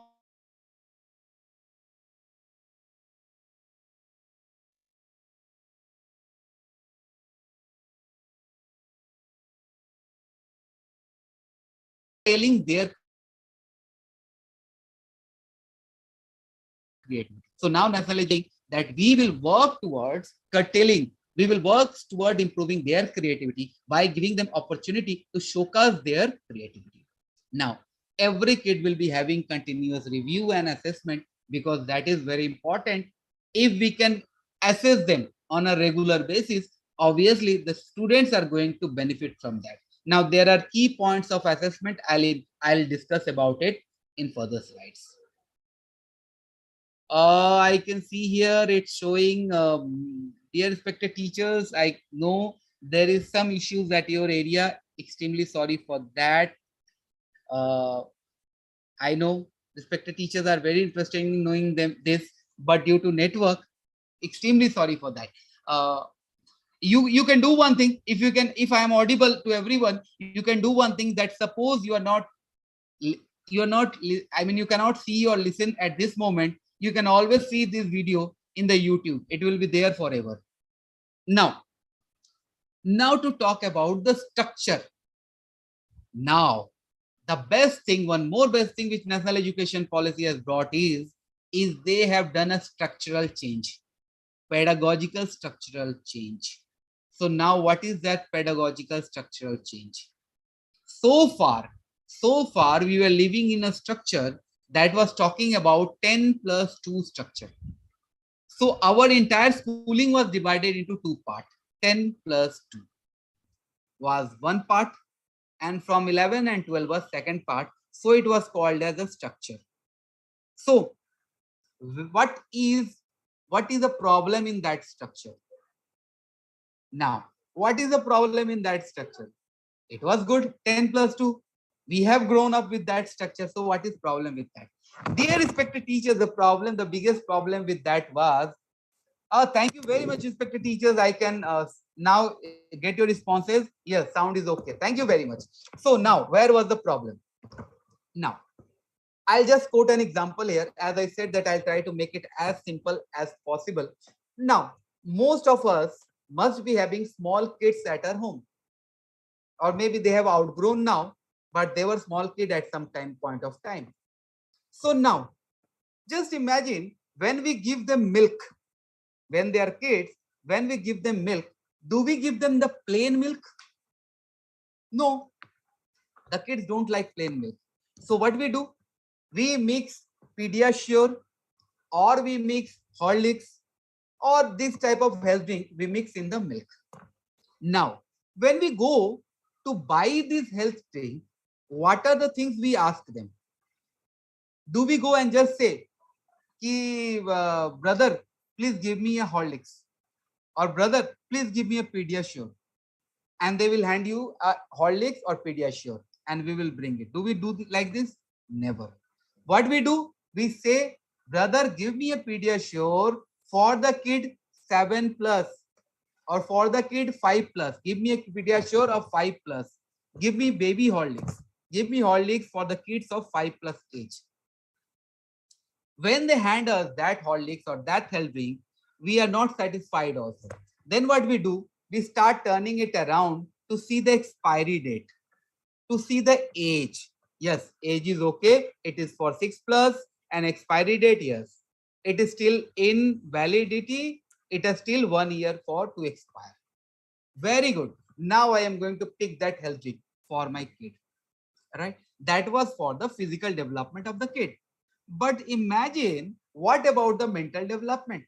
Don't you think that we are serving them the same health drink to the student of class 1, the same health drink to the student of class 5, the same health drink to the student of class 12?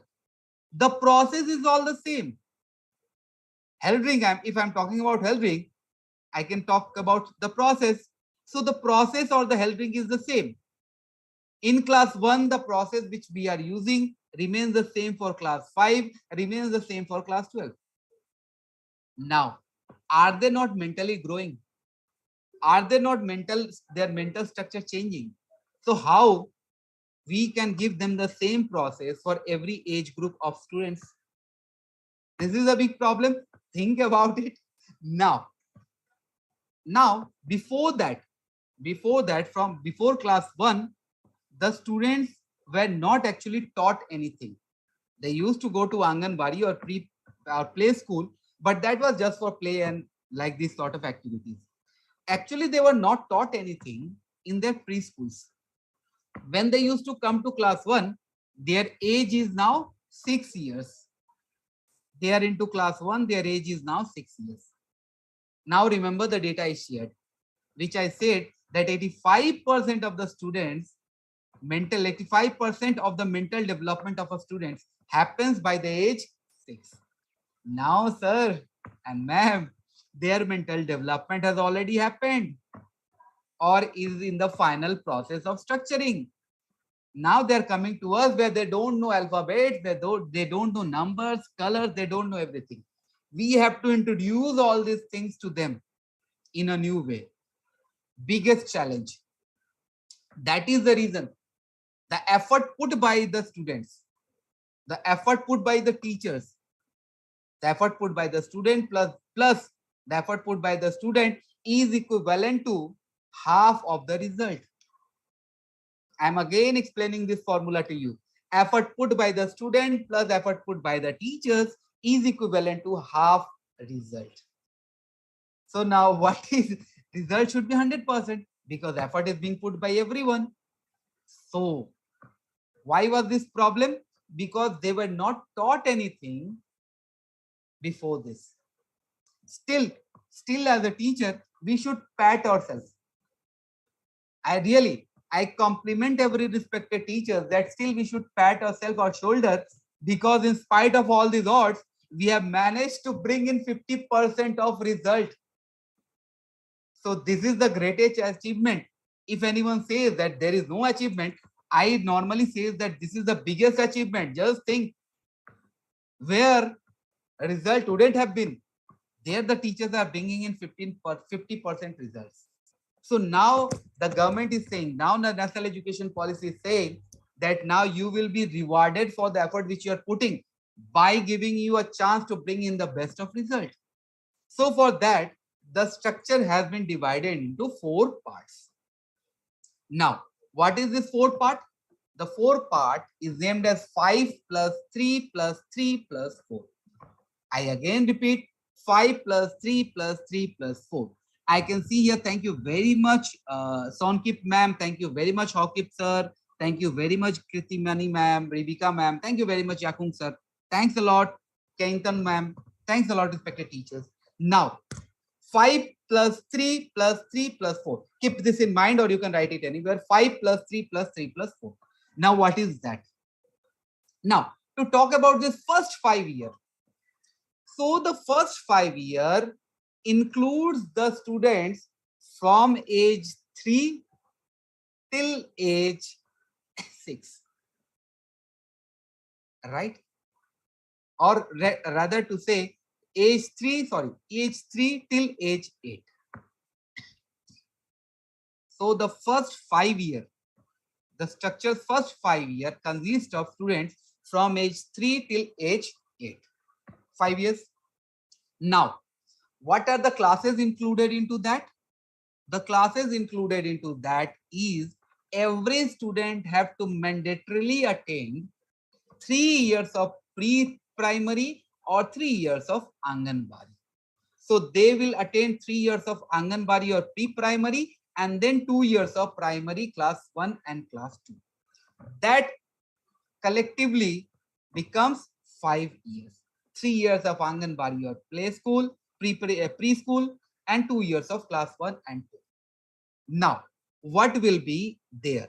So the entire pedagogy will be different for these first 5 years. This first 5 year has been named as foundational stage. Now, you can understand by the name itself, foundational stage. Remember one thing, if foundation of anything is strong, that thing can grow up into an excellent thing. If the foundation is weak, I mean, that is hopeless case. So the work will start on the foundational stage itself. So it is named as foundational stage, where the kids will be learning by play, multi-level, activity-based. Their learning will be based on games, play, toys, puppetry. They will be having a lot of activities that will be multi-level. This will be for the first 5 years in a life of a kid. First 5 years in a life of a kid. Now, so you will ask me that, sir, then what will be difference in this pre-primary and primary if they are club up into 5 years? There is only one difference. Sorry, two difference. First difference is that pre-primary can be done in Anganwadi or pre-primary school, and primary class 1 and 2 can be done in primary school. Number 1. Number 2, in pre-primary, in the first 3 years, students won't get any uniform. In primary school, they are going to get uniform. But the pedagogy remains the same. So that actually it can build the foundation. Here the kids will be learning a lot of things. I'll discuss this. Now, moving on to next. Once the kid attains the age of 8. So from age 8 till age 11, the kid will be into preparatory stage. From age 8 till age 11, the kid will be into preparatory stage, and the class will be from class 3 till class 5. Now, the pedagogy which will be used here will be play. It will be discovery based. Kids will be learning by discovering new things. It will be activity based, and it will be interactive classroom. Now, once the kid reaches class 3, they will get an opportunity to interact in the class with their teachers, with their colleagues. So that the more they interact, the more they will get interested, the more they will learn. Soft science will be introduced to them.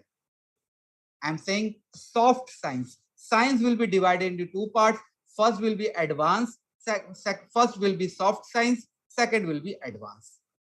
So soft subjects, you can say, will be introduced here, so that actually the students can get the first kick of these subjects, history or anything as such, whatever subjects are there, at least they can get a kick of those subjects, so that their foundation can be prepared for that subject.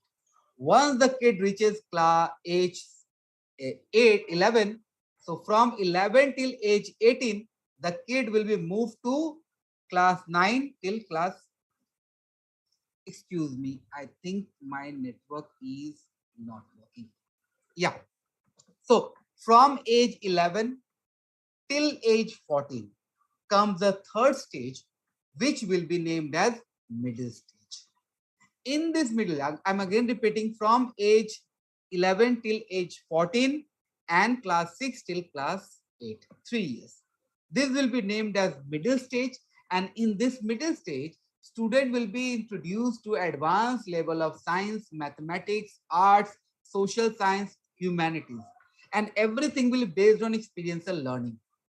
So the students won't be learning and then experiencing. The students will be experiencing and then learning. Actually, the students will be experiencing the entire subjects and then they will learning.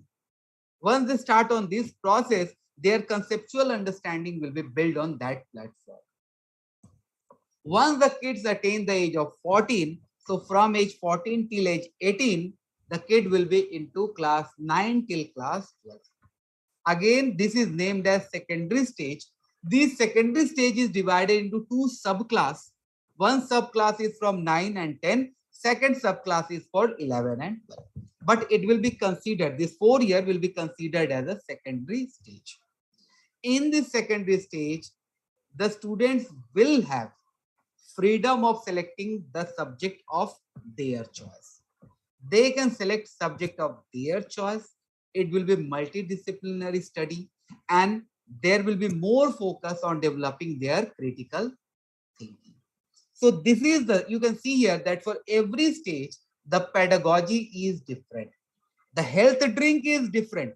So obviously, we can expect the learning outcome from these stages. So this is called 5 plus 3 plus 3 plus 4. Now, for the kids, this is a very new concept. For the kids who are in the age group 3 to 8 years. So far, we were only concerned about the students who were in the age group 6 plus, because then they were moving on to primary. But that was also a very challenging phase. So now, a new word has been introduced that is named as ECCE in short. If I stretch it, it stands for Universal Access to Early Childhood Care and Education. So what is there in ECCE, Early Childhood Care and Education? What is there? So there will be foundational learning curriculum. So what will be the foundational learning curriculum? So the curriculum will be divided. The curriculum for the students from 3 till 8 will be divided into two parts. One part will be for the students who are into pre-primary or who are actually ECCE or early, who are actually into early childhood care and education.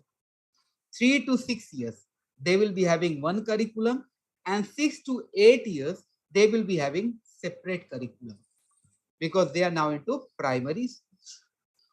Now, there will be a preparatory class. Preparatory class means every student who will be moving to class 1 will have to mandatorily attend a preparatory class or foundational class, so that actually they can adjust when they move to primary school. Now you will ask me that why that was required. So I'll again quote an example here. So to quote an example, I'll quote an example of our seasons. To talk about our seasons, we have 4 seasons or 5 seasons. Like we have rainy season, we have winter season, we have autumn season, we have summer season. Now 4 seasons. Now what is the beauty in this 4 seasons? Nature have accepted it, we haven't accepted it so far. What is there? I'll explain it. Now, have you seen whenever we move whenever we are into winter season, does summer season starts automatically just after winter season gets over, or there is some season in the middle between summer and winter? This season is called as autumn season or summer season. This season, autumn or summer season, is of 1 month, 2 months. What is the role of that autumn or summer spring season? It is a transitional phase of the season. Transitional phase means in the autumn or spring season, you will find the weather is not too cold, is not too hot. Why? Because so far we were into winter season, our body was adjusted for this winter temperature. Now, when we at very fast, when we don't have the transition, then our body may or may not adjust with summer or the hotness of the summer, and maybe we may fall sick. So to maintain us, to prepare us for the summer season, this is the transition month of autumn season, where our body starts adjusting to the weather. As it starts adjusting to the weather, we start moving to the summer season. And then again from summer season, when we move to winter, again there is a rainy season. Again another transition. This rainy season, the rain starts falling, and very slowly the weather starts, the temperature starts falling. Now our body is prepared for the winter season. This is called the actual transition by the nature. We haven't accepted. So now, for the transition of the students from pre-primary to primary, there will be a transition phase that will be named as foundational stage. Thank you very much, respected teachers. I can see your hand. Thank you very much, respected teachers. So this is called transitional stage, which every student have to attain. Now, moving forward, universal access. I mean, like most of us have gardens at our home. So when we have garden at our home, have we noticed one thing? When we plant a seed, when we plant a very small plant, what we do? Do we leave it as it is, or do we protect it? We protect it either with a wiring, we protect it, or with bricks, right? And we always take care of them on a regular basis, giving them right mineral, giving them right water, okay, allowing them to take right amount of sunlight. We do all these things, and ultimately when they grow up into a tree, do we ever give water to a tree?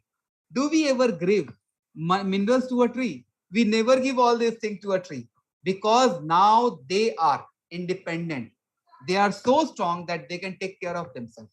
So the same thing should happen with the kids. If suppose the kids are actually groomed in that way, given special care in their initial phase, in their foundational stage, obviously they are going to take care of their educational need when they grow up. So for that, National Education Policy is working on giving high quality services for these ECC students. That means there will be changes in the infrastructure, there will be changes in the methodology, there will be changes in the food meals of the students. There will be 2 meals provided to the students. The first will be breakfast. When the student will first come to school, they will get a breakfast. That will be light breakfast but healthy breakfast. It can be gram or it can be anything available locally. And then the student will get a midday meal. Because if their tummy is full, actually they can concentrate on what we are showing them. And if they are half tummy, obviously no one can concentrate. That is the reason before taking this webinar, I had my tummy full. Right. So now they will get all the thing, all the best quality thing in this Anganwadi or preschools. So that, and along with that, they will be getting safety, security, everything will be provided to them so that the guardians can send their kids in a very free mind and the kids can actually learn. Because if their foundation is strong, as I said, they can always take care of their educational needs. Now, this curriculum is multifaceted, which is flexible, which is multi-level, which is play-based, activity-based, inquiry-based. This is multifaceted. Just think, I mean, as we know, the kids have lot of energy. The kids are powerhouse of energy, right? That is the reason they are naughty, because they need to bring out their energy somewhere. Na? That is the reason the kids wants to play very much. The kids fight among themselves because they have so much energy that they need to use it somewhere. So why not utilize that energy for a positive change? For that, their learning will be based on, you can see here, play-based. There will be play, game. It will be activity-based. They will be doing a lot of activity. It will be inquiry-based. Let them chat. Let them talk as much as they can. If they do all these things, obviously their growth will be best. Moving forward, that this framework which is being prepared for this ECCE and primary class 1 and 2 is named as NCP FECE in short. If I again stretch it, it stands for National Curricular and Pedagogical Framework for Early Childhood Education. It is being drafted by NCERT. And what will be there? In the curriculum, NCERT is doing a lot of research. It is collecting all the latest pedagogies, all the latest way practices that is getting practiced across the globe, and it is getting collected in this curriculum so that at your hand, you will be having the world pedagogy in your hand. What is taught in Singapore, what is taught in Japan, what is taught in Canada, everything will be there in your curriculum so that you can give the best to your kids.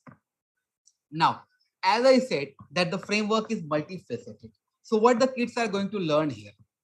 The kids are going to learn alphabets, languages, numbers, counting, colors, shapes, indoor and outdoor games, puzzles, logical thinking, problem solving, drawing, painting, visual arts, crafts, drama, puppetry, music, and movement. This is for the kid. Just imagine, this is for the kid who are into pre-primary plus class 2.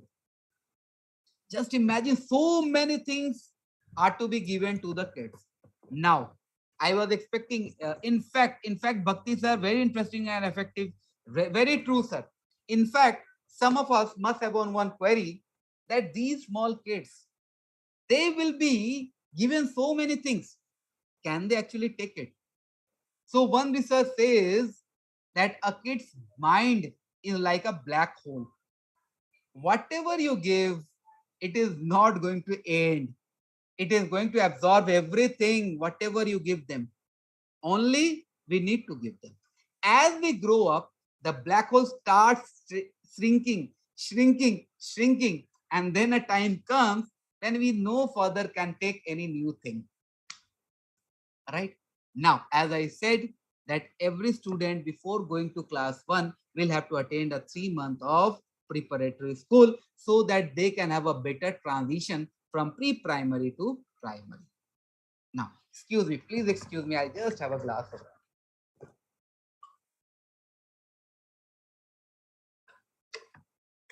Now, so what is the main idea behind giving these to the students, to the kids? Main idea is that NEP wants, the education system wants to develop curiosity among the kids, to develop logical thinking and problem solving among the kids, to develop art, craft and interest towards art and craft and music among the kids, to develop their interest in their relationship with nature among the kids, to develop colors, shapes, alphabets, and number among the kids, to develop teamwork and collaboration among the kids, to develop play-based, discovery-based learning among the kids, to develop ethics among the kids, to develop self-identity among the kids, to develop etiquette, behavior, and emotional development among the kids, to develop all these things. Actually, you know, I'll just want to share an example here. In Japan, Japan has a very different type of structure. What do? Kids till class 5 are not given any books. Kids till class 5 are not given any books. They are actually till class 5, the main focus is developing all these things among the kids. Till class 5, the main focus is developing all these things among the kids, so that when ultimately they will get the book, actually they can understand it, they can actually get the conceptual understanding. And that is the reason Japan is the most disciplined, Japan is the most technologically advanced country. So there must be something. So it is actually from their foundation itself. They are being groomed in such a way. So we are also working in that way, that we will also be developing all these things among the kids. Now apart from this, there is going to be a focus on reducing the curriculum to its core essentials. Reducing the curriculum to its core essential. Our book, suppose our book is talking about a chapter. Let it be about a concept. Let it be only concept focused.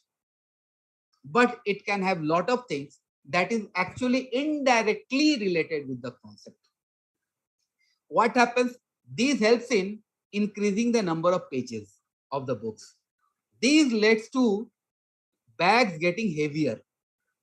So now, for that, there will be reduction in curriculum. The concept will be in core essential. Whatever is required for that concept will be there in the book. After all, book is just a reference book. Remember, textbooks are actually a reference book from which we take reference, and then we need to do the experiential learning. We take the reference, this is the reference, and now we will do the experiential learning so that the kids can get the conceptual understanding. But so far, we have been using textbook as the main part of the education. Experiential learning is very less. That has lead to the rote method. We should avoid it. Next is, our classes will be interactive classroom. That means there will be two-way traffic.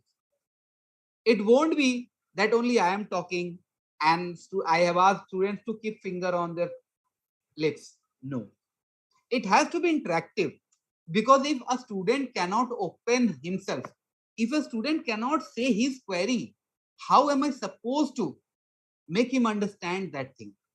How am I supposed to know that what is the test of the learning which I am giving to him? Suppose I just put a revolver on your forehead, and then I say that you are not going to react, you are not going to open your mouth, and whatever I am going to you are going to eat it. Now I am giving chili to you. If you are not going to say what is the taste of the chili, how am I knowing? How am I supposed to know that what is the taste of the chili? The same thing. So let them interact. The more they will interact, the more they will understand. And obviously, when they will understand, there will be a critical thinking, development of critical thinking among them. They can actually critically analyze that what they are learning, why they are learning, and how this learning is going to improve their life. If they are not critically understanding all these things, then the learning is useless. And as I said, experiential learning, the entire process will be based on experiential learning. Kids will be experiencing and they will be learning. Kids will be experiencing and they will be learning, so that they can understand, they can have conceptual understanding.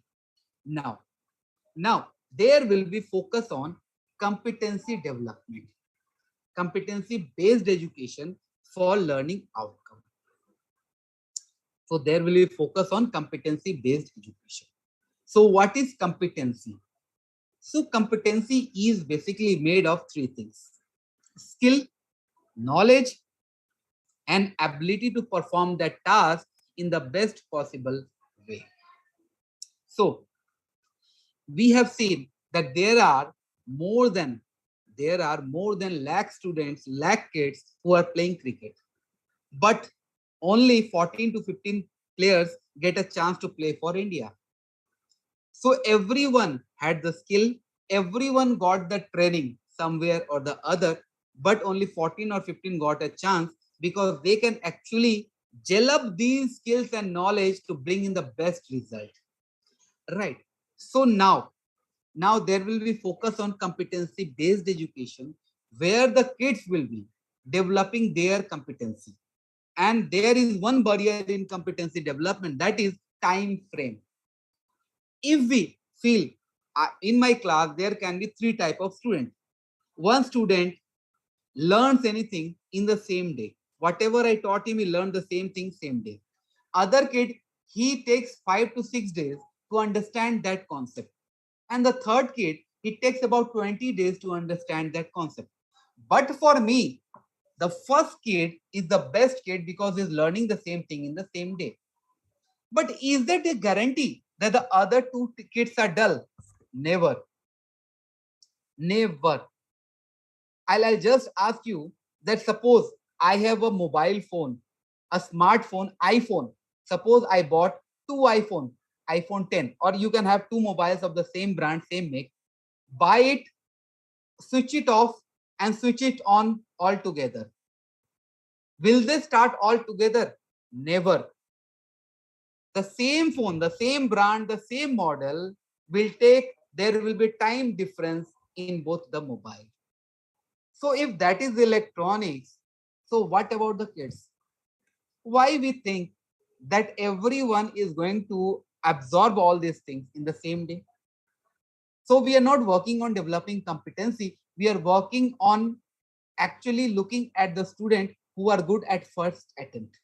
So competency says the students need to be given a suitable time frame. By this time, within this time frame, he or she can learn. After all, after 1 month, all the three kids will have their concept cleared. But I didn't give them time. I only gave time to the first kid. But if I would have given them 1 month of time, at least they would have been cleared. That is the reason NEP has also restructured examination. I'll talk about it further. Now, next is that there will be emphasis on digital literacy. Obviously, we are in 21st century. If our kids are digitally literate, maybe tomorrow we can also see likes of Facebook, likes of Flipkart, likes of WhatsApp, likes of YouTube. But for that, we need to make our kids digitally literate with whatever resources we have. We cannot shun them off. Whatever resources we have to make them digitally literate. Then there will be integration of subjects. Integration of subject means that I can always taught maths, not as a maths, but maths as a subject which will be of interest to the students. Now, have you ever attempted teaching mathematics, showing any sum of mathematics to the students by singing, by enacting, by storytelling?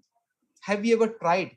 Try it once, and you will find that the kids won't have the fear of mathematics in their mind. Try it. Suppose I am trying to explain addition to the kids. Can't I start with a story? Suppose I am showing them 1 plus 1 is equal to 2. So can't I show that there were two kids? One's name was Ramu, the other's name was Shamu. This. Can't I show them? Can't I draw them on the board so that they can actually understand it, so they can actually have the fun with mathematics? So NEP is saying that we can always integrate different type of pedagogy into our subject so that the kids can get an interest of that subject and kids can have conceptual understanding. Then there will be no silos or no hard separation among subjects. Whatever I want to choose, Whatever subject I want to choose, I will be given opportunity to choose that. Like I can choose curricular, co-curricular, extracurricular activities, or I can select academic or vocational, or I can select science and humanities, or I can select sports, arts, or academics. Let me select the subject, because after all, I am the person who is going to write my destiny. If I am forced to select the subject which I was not interested, then obviously I allow you to write my destiny. So let me write my destiny, let me select my subject. So there won't be any hard separation. Students will have freedom, full freedom in selecting their subjects. Moving forward, there will be promotion of multilingual teaching. So what is multilingual teaching? That is very interesting. Okay, thank you very much, Meenakshi ma'am. I'll definitely suggest. Now, promotion of multilingual teaching. So what is this multilingual teaching? So suppose there is a Manipuri community consisting of 10 families and 20 kids staying in an area in Tamil Nadu. I'm again repeating. There is a Manipuri community of 10 family consisting of 20 kids staying in an area of Tamil Nadu. Now, are they not eligible to get study? Can't they study? Can't they get education? Obviously, they will get education. The same scenario. There is a 10 family of 20 kids of Tamil speaking family, of Tamil speaking community staying in Manipur. Same scenario. So now NANIP is saying, government is saying that there will be promotion of multilingual teaching. That means that there will be intertransfer of teachers into different states. There will be bilateral agreement among these two states, and Manipur will send Manipuri speaking teacher to Tamil Nadu, and Tamil Nadu will send Tamil speaking teachers to Manipur. Your kid should be speaking any language. He has the full authority, full right to get education in any part of this country. Bold and clear. Now, school. What do we understand by the word school? To say what do we understand by the word school? School is a place where we expect that when I will be coming out of the school, I will be fully reformed. Isn't it? School is an expectation by every guardian. That when my kid will come out of that school, he will be a man of material, a man of essence, isn't it? Whenever we send our kids to the school, don't we think about it? We always think about it. So if we have so much expectation from the school, so why not reform the school in such a way that actually my kids will be reformed after they come out of the school? For that, NEP is talking about annual health checkup for all learners. Every student will get annual health checkup, so that if they have any physical problem or they have any mental problem, actually that can be controlled at the right time. Then every school complex will have adequate number of counselors and teachers, obviously. So counselors means they will be highly trained, highly professional counselors who will be psychiatrists, who will be actually counseling the students, counseling their guardians, counseling the teachers as well. After all, we are also human beings. We also need counseling at some point of time. So they will be counseling everyone so that when anyone comes to the school, they come with a free mind. Next, as I say, that our curriculum will be reduced to core essentials. That means once it will be reduced to core essentials, means the book size will reduce, and that will help in reduction of the book weight. Now, when kids won't be having book weight, heavy weight on their shoulder, they will be very much happy. You have to think about their happiness, right? Now, next is that every school there will be intervention, there will be development of infrastructure, suitable infrastructure in a school for every type of students.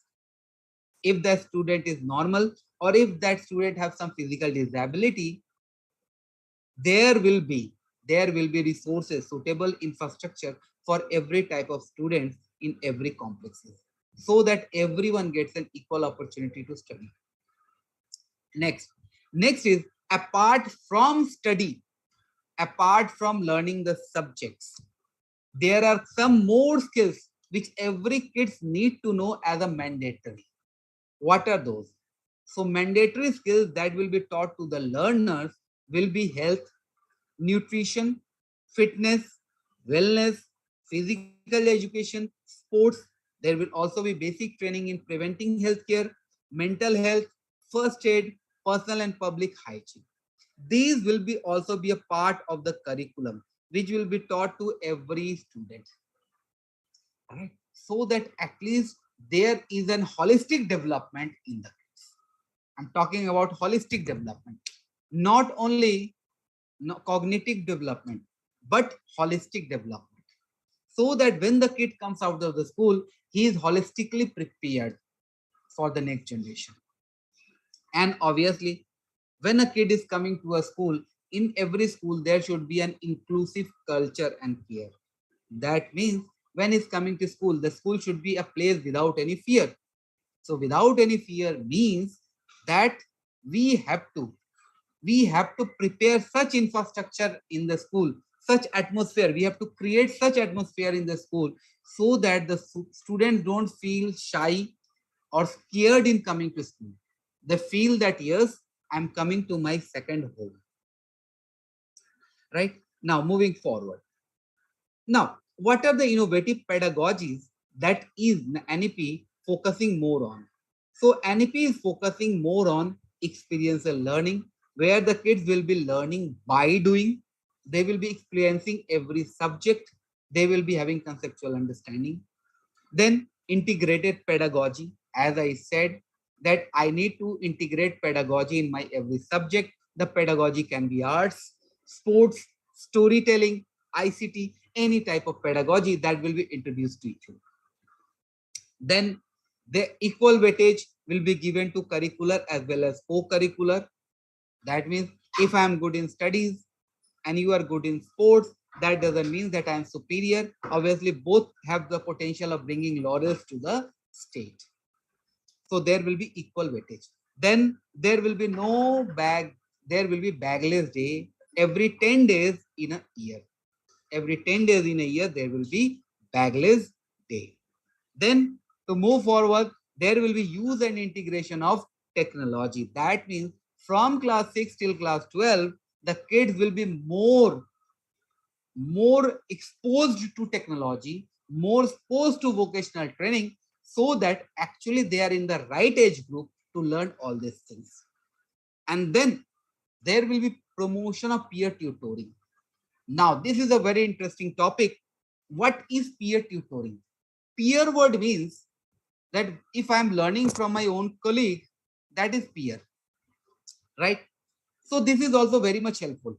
Many a times it is fine that whatever I cannot understand, actually I can understand when I sit and study with my own friend, right? But here peer tutoring, what it is saying is that every senior kid, I'm again repeating it, every senior kid will get an opportunity. Suppose I'm studying in class 5. So I will be given an opportunity where I will be tutoring a student of class 1 in the school. Apart from the teacher, I will also be a guide for that student of class 1. In this way, I mean, solving my learning gap. My revision will also be done. My confidence will also improve. And the kid whom I am taking care of, he will also get an improvement and free tutor. Not only this, it will continue till graduations, or rather after that as well. If I am into graduation, I can tutor a student of class 12. I can guide him in his ways. If I am into any professional studies, I can help the student I've been tutoring, so that that student will also have a tutor, a guide to help him out along with the teachers. So suppose any student is getting two support, so what is the advantage of that? So this is what NEP is talking about.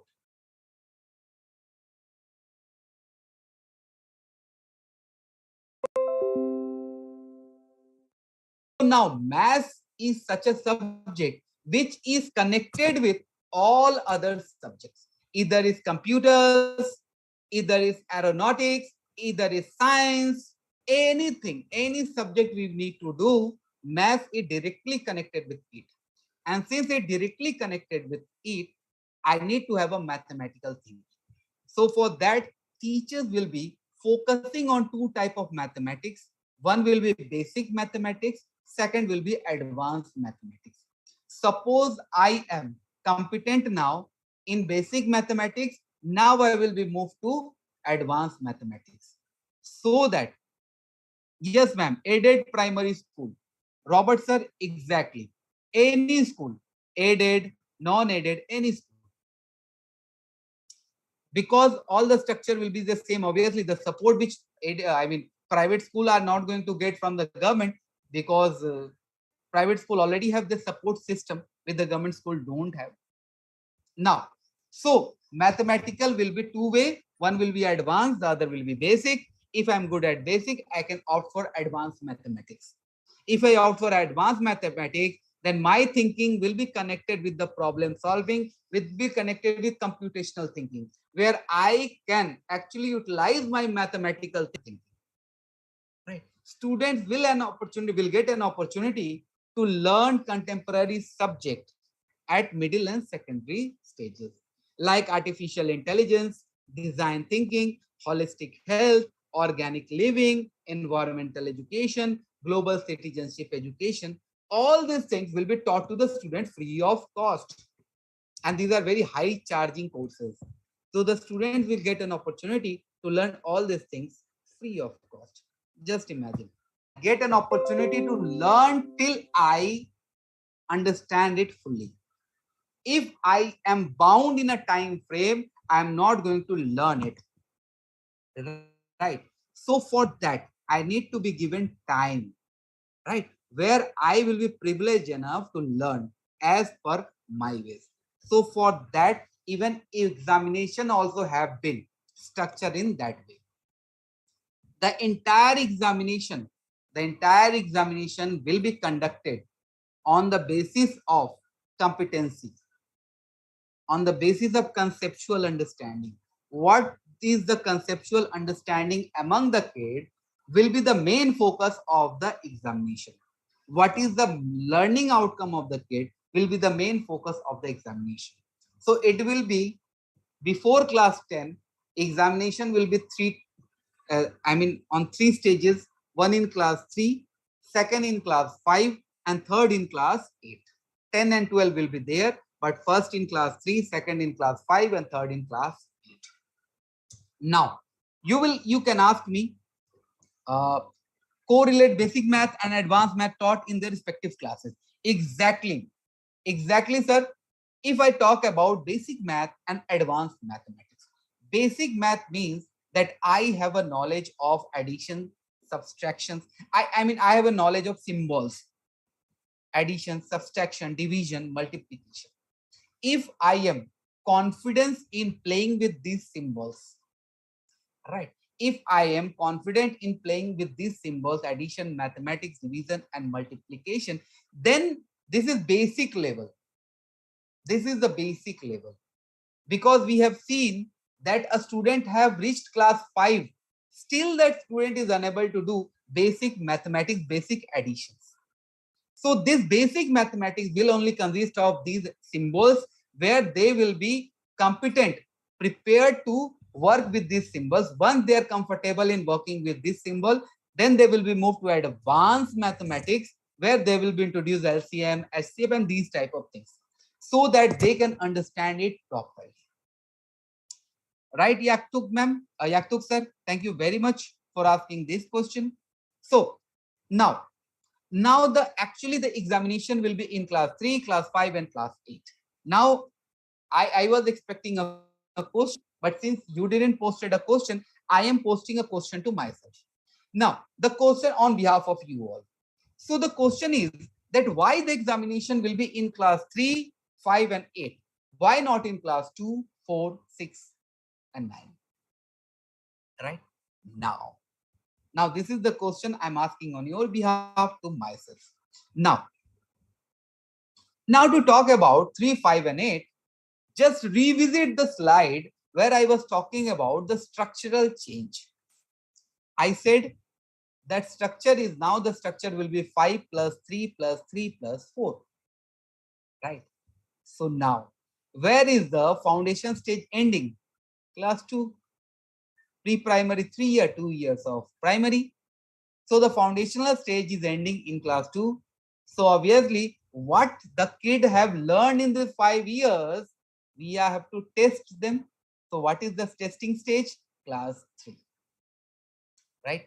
Research says that class 3 is the most important stage of a kid's life. Class 3 decides that whether the kid is going to continue to their study or not, whether he's going to face problem in his education or not. Right. So all these things testing, whether the student can write, whether the student can speak, whether the student can comprehend or understand, whether that student can do mathematics, basic mathematics, whether the student can read and understand, all these things will be tested in class 3. Now, 3, 4, 5, class 5. Now, 6, 7, 8, class 8. 9, 10, class 10, 11, 12, class 12. Right. So actually these phases, right, from pre-primary to primary, the student will get enough time to develop their competency. They won't have a fear. I have to end all these things within 1 month. No, they won't have the fear. At least they won't be working on rote method where they will be memorizing. They will be having the conceptual understanding. And I would like to add here, the thing is this, that for this, the government of India or our respected Prime Minister, sir, he launched a platform for this key stage assessment 3, 5 and 8. That platform is named as Safal. That was launched in the year 29 July 2021. Now what is Safal? The full form of Safal is Structural Assessment for Analyzing Learning and the entire, again I am repeating, Safal stands for Structural Assessment for Analyzing Learning, and it will be based on competency based assessment. Government have already launched this thing on 29th July 2021. Safal. So now need not worry that what will be there in the examination. We now need to focus on the students, right? So obviously it will focus on achieving the learning gap, achieving the learning outcome. Students will be moving away from rote learning method, right? And the result, here again a very interesting point, the report card, first time ever in the history of education of any country, the report card is getting prepared, which will be of 49 pages. Sorry, 34 pages. First time ever report card of 34 pages for class 3, 5, 8. Now, again, I am posting a question to myself on your behalf that what will be that hectic? What will be there in the report card? So it is a very interesting report card. I'll discuss this. So what will be there in the report card? There will be 4 types of assessment in the report card. First assessment will be taken by the peer. The peer, the senior who was tutoring this kid. He will be assessing, he will be sharing his feedback on the student, on the learning outcome of the student. Second assessment will be taken by the parents. What they have found in their kids, what development they have seen in their kids. Third assessment will be taken by the student themselves. Where I am lagging, what I have learned, and what I need to learn. And fourth assessment will be taken by obviously teachers, where you will be assessing the entire thing and putting up your final assessment. So once all these assessments are put into the system, then artificial intelligence will print the report card, 34-page report card, will prepare a report card based on this, right? Artificial intelligence. I just have to enter my feedback, my observations, my assessments, and artificial intelligence is going to prepare a report card based on that, right? In this way, what will happen is that student will also be confident. He will be knowing what are my strength and weakness. Their peer will also be confident. They will be knowing that I have to assess my student. Teachers will be confident because you will be knowing that I am getting all these 3 assessments. I also have to assess, and the guardians will also be aware about the development of the kids. So this is first time ever in the history of education that such type of report card is going to be prepared. And one more thing, one more advantage. This report card will also help in selecting, in choosing career. Right. Now, when a kid will pass class 12, when he will pass plus 2, he don't have to worry about what field to select. He just have to check with the artificial intelligence, check with his report card, and artificial intelligence will automatically predict which field is suitable for him based on his performance over these years, based on his competency over these years. So my competency is getting uploaded there, and based on that, suppose I was good in mathematics. I did excellent in mathematics throughout my life.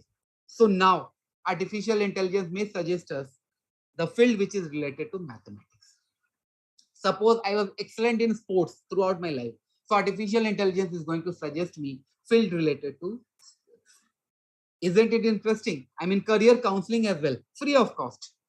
Now to talk about language. Now, as we know that the major drawback in kids not learning is the language. Actually, they come with another language, the language which is spoken by their mother, which is spoken at their home.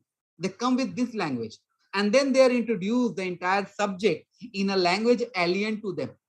They don't know that language. Now they are forced to understand that language in the language which they don't know. A concept in a language which they don't know. Won't they face problem? How can we expect result from it? Now suppose now I start speaking in Japanese or in Mandarin. You won't understand. So how can I expect that, sir and ma'am, please start posting your query? It is only possible if I speak. Just like in the starting itself, we are saying that please conduct the session in English because we were trying to speak in Hindi. So obviously you are not understanding the language. So suppose I'm not understanding that language, how am I supposed to give results? So now every kid will get an opportunity to learn in their own mother tongue or local language. This way, every subject will be taught to them in their own language, so that it becomes very easier for them to understand the subject, and I can also work on learning outcome. As the kid will grow up, new languages will be introduced to him. Once he is okay with his own language, he can easily adapt other languages as well. This is not going to impact his overall study. His mother language will be till class 5, or maybe it can be extended till class 8. Every state will have to decide on 3 language formula. The 3 language formula means now every state will decide which 3 language I need to pick. Right? But that doesn't mean that suppose if I talk about Manipur about 6 or 7 languages. But here is the 3 language. So 3 language means the main languages which will be taught in the school, but teachers will be teaching these languages, these subjects to the students in their mother tongue. So that language specific teacher will be available who will be teaching the students in that mother tongue, so that actually students learning outcome can be taken care of. Right? Classical languages will also be introduced to the students. Now, moving forward, now talking about teachers education. Now, this is very important point. Teachers, thank you very much, Binod sir. Thank you very much, Bindya ma'am, Binod sir. Thank you very much. Now to talk about teacher education. Teachers are oxygen of any education system. Education finished, oxygen finished, education finished. So let's talk about this oxygen. So now to be a teacher, every prospect teachers, right, they will be having opportunity of doing B.Ed in 3 ways. One will be 4-year integrated B.Ed, second will be 2-year B.Ed, third will be 1-year B.Ed. Now, what is this 4-year integrated B.Ed? 4-year integrated B.Ed means that everyone who wants to be a teacher, they can, after passing class 12th, they can sit for the entrance test and they can apply for this 4-year integrated B.Ed. Now, why it is named as 4-year integrated B.Ed, not 4-year B.Ed? It is said as 4-year integrated B.Ed because everyone will have an opportunity of getting dual degree. One will be bachelor's in education, that is B.Ed, and the other will be subject as per his choice. So he will be getting duo major, that is named as duo major. So he will be getting dual degree. That is the reason it is named as 4-year integrated. Now to add here, so for that, we cannot do that in standalone B.Ed colleges. We can only do that, only provide this 4-year integrated B.Ed into multidisciplinary college and universities. So 4-year integrated B.Ed by the end of 2030 will be entirely moved to multidisciplinary college and university that have a reputation, so that I can select other subject of my choice. One who have passed their graduation, they can opt for 2-year B.Ed, and the one who have passed their masters, they can opt for 1-year B.Ed. These 3 B.Ed have 2 things in similar.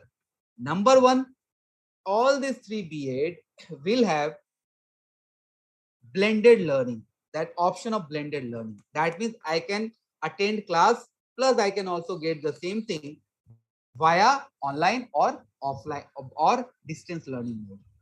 Number 2, whether I am studying in 4-year integrated B.Ed or 2-year or 1-year, my entire course curriculum will be divided into 2 parts. One will be theoretical, the other will be practical. I need to demonstrate the entire thing practically in any local school. If I cannot, and on the basis of the marks, the credit that I have collected by practicing this thing will decide whether I'm eligible to be a teacher or not. Now, moving forward. Now all the B.Ed program will be in the most scientific way. The teachers will be taught all the latest methodologies, all the latest pedagogies. They will be taught how to deal with students of special need. They will be taught how to deal with the student of different type of talent, interest, abilities. They will be taught all these things so that they can identify talented kids and they can groom them in that way. They can actually solve the problem of students with special needs. So all B.Ed courses will be having this thing in their curriculum. Now, as NEP was having a very major focus and there was a lot of hue that vocational training will be introduced to the schools. So how to go about it? So for that, NEP is saying that we have the best of everything around us. Why not utilize it? So to utilize it, eminent local person can be hired. Like eminent local person, like the person who are into music, person who are into art, person who are into local art, agriculture, person who are into business, sports, carpentry, other vocational craft, they will be hired as a master instructor in the school complex. But before that, they have to sit for BITE or DIE. That will be in school complex, where they will be trained in how to actually share their knowledge with the students. So they will be trained in that way, and on successfully passing these short-term course, they can be hired as a master trainer in that school complex. So we don't have to seek for the best from across the world. We have the best around us, and those best will be our master instructor. So here everyone is getting involved. Everyone is getting involved for the better education. Now to improve the teacher education, a new framework. So far we were working on NCF 2005. So a new framework is going to come, that will be NCF 2021. You will get it very soon, so that you can actually know that what is the requirement of present world and what are the latest methodologies. Moving on to next, all the multidisciplinary college and university that are best academically sound, only they can be allowed to operate this integrated B.Ed courses, right? For B.Ed, I need to sit for NTA. That is a new formulation. National Testing Agency will decide whether I am eligible to be a teacher or not. Now, if I don't have money, that means I cannot do B.Ed, right? Because B.Ed is always costly. If I opt in any private college, B.Ed is always costly. So if I don't have money, I cannot become a teacher. No, not now. As I said, that a 4-year integrated B.Ed will be into multidisciplinary college and universities. And if I score the best, if I'm meritorious student, I've got merit in my NTA testing, then for the 4-year integrated B.Ed, I will get scholarship for the entire 4 years. That means I can get the B.Ed course at the minimal cost, or rather at free cost. Just think about it. Now, all the standalone colleges will be monitored. And if it is found that standalone B.Ed colleges are not giving best, are not in sync with the government policies, stringent action will be taken against them. Teachers' eligibility test will be further refined, will be made stronger, so that all the teachers who are sitting for TET actually get to know what are their weaknesses, what are their strengths. Next, all the teachers who have retired, who are outstanding, all the teachers who are outstanding in their field, all the teachers who have retired. So the best teachers will be picked from there, and there will be a pool created out of them. Those teachers will train the newcomers. They will be sharing their experiences. They will be training the newcomers. So as I said, everyone is included, right? Now, TET will, so far TET was only for the primary school, but now TET will be for every stage, whether it is for foundational stage, whether it is for pre-primary, whether it is for middle stage, whether it is for preparatory stage, or whether it is for secondary stage. There will be TET, teachers eligibility test, so that the students have been getting best. Now they get, now the newcomers also become as a best teacher to them. Now there will be transparent transfer system. That means if I am transferred, then artificial intelligence will work on it, and it will be very much transparent, so that I can know that if I am transferred, what is the reason. So everything will be very much transferred. Then there will be tech-based planning for teacher recruitment. Tech-based planning for teacher recruitment means that that computer, the system will have projection of 20 years of every school. Every school's data will be in the system and their requirement for next 20 years. So that whenever any teacher is about to retire, a new teacher can be recruited in his place, so that there is no lack of teachers, no dearth of teachers, and the student can get adequate number of teachers. I think one of the ma'am asked me what is the ratio. So ma'am, the ratio is yet to be decided, but so far it was 30:1. Maybe they will be working on it, and maybe it will be best to say after the teachers are getting recruited. Now, moving on to next part. So every teacher will have an option of going for certificate courses. So these certificate courses can be of subject wise, can be for special need of the students. So suppose I want to teach the Divyang students. I can go for this certificate course of 1 year and I can teach the Divyang students. Suppose I want to teach the specially able kids, I can do that. So there will be certificate courses available for you. You can do it and you can enhance your skill. The more you enhance, the best you get. Now, the teachers who are already into the system, this was for the prospect teachers. Now the teachers who are already in the system, what is there for them? So for every teacher, there is a minimum of 50 hours of continuous professional development training program. For every teacher, there is minimum 50 hours of continuous professional development training program every year. That is named as CPD. Now, what will be there in it? The catch is this, that this 50 hours of CPD, you have to attend every year, but that won't be forced training. You can select any subject and you can sit for that subject training. Suppose I am a teacher and I am teaching my students mathematics. So you can get CPD of mathematics. Suppose I am a teacher, I teach my students on multiple subjects. So I will get training on multiple subjects every year for 50 hours. These training will consist of all the latest methodologies, pedagogies that is being practiced across the globe, so that you are always up to date. My teachers, once they are up to date, they can create magic. And this is what NEP wants. Now, moving forward, even the best outstanding teachers, the better you perform. So far, when you were performing, that was not limelighted.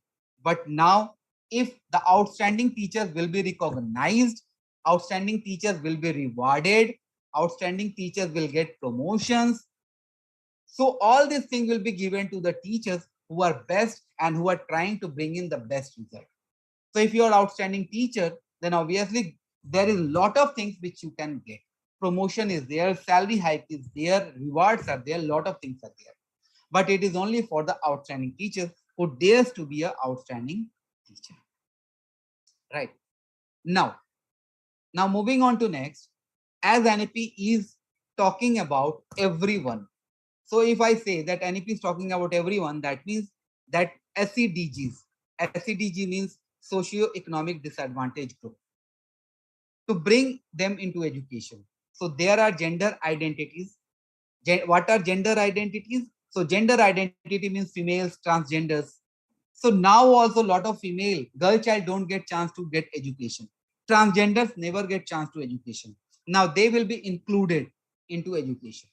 Then there are socio-cultural identity peoples like scheduled castes, scheduled tribes, backward classes and minorities. They will be attracted to the forum. They will be added with the education. Then there are kids with disabilities. New provision will be made for them school chance, but their kids never get a chance to study into that state, either due to language barrier, fiction. Now, NEP is saying that no, if I am from Manipur and I am working in Tamil Nadu or I am working in Kerala, no one can deny admission to my kid, whatever language he speaks.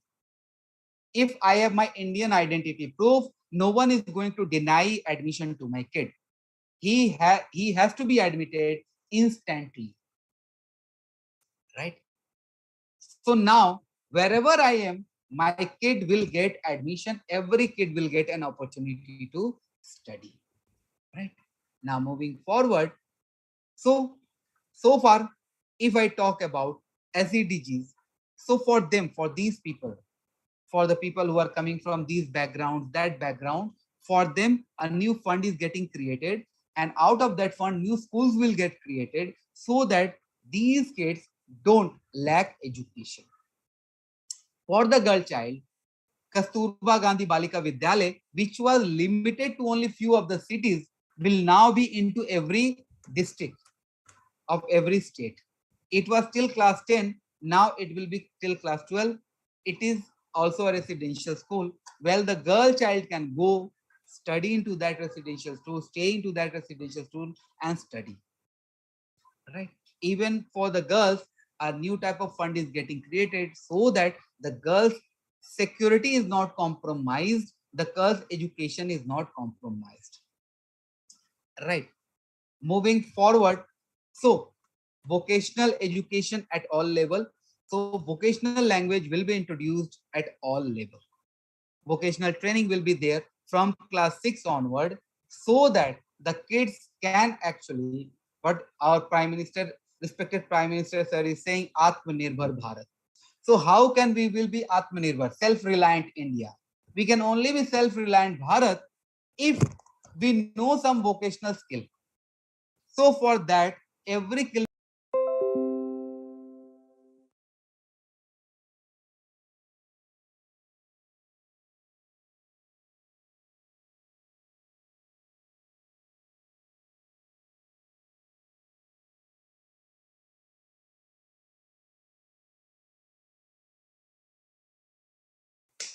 now, how is that done? So these actually this assessment will be surprise sort of an assessment. Surprise sort of an assessment means that there will be random assessment of the students to check whether they are competent, to check whether they are holistically developed or not. If there will be random selection, then what will happen? That kids are best. Okay, so the rank will be shared in the cluster. So the school-wise ranking will be in cluster. Now the cluster-wise ranking will be shared in block. Block-wise ranking will be shared in district. District-wise ranking will be compared in state. State-wise ranking will be compared in the nation. So everyone is responsible for their state's ranking. Everyone, whether I am into a very small school where students are from class 1 to, whether I am into class 1 to 12 school, every single person is responsible for their state's ranking in the national forum. And it is only possible if I start focusing on whatever I am teaching. Right. Now, to talk about digital inclusion, so there are a lot of online libraries getting created, libraries getting curated, so that the students, the teachers can get every study material online. And now one more thing has been launched by the government. Today only I saw it. That is named as SE Shagun. Now what is SE Shagun? SE Shagun stands for School Education Shagun. Now what is this School Education Shagun? So it is creating a platform where all the website of the government, all the portal of the government related with education will be put in one site, where the student as well as the teachers can easily go view and actually they can improve their learning. Outcome of foundational literacy and numeracy, that any kid who is into class 3 can read, can write, can understand, can do sums in class 3. If they cannot read, or if they cannot write, or if they cannot do mathematics in class 3, then they have launched a program of planning 2 for school, I mean complex sharing, which I was explaining. So by 25-26, there will be sharing of the complex of 1 kilometer and 5 kilometer. By 25-26, 50% of learners have been exposed to vocational training. Now, moving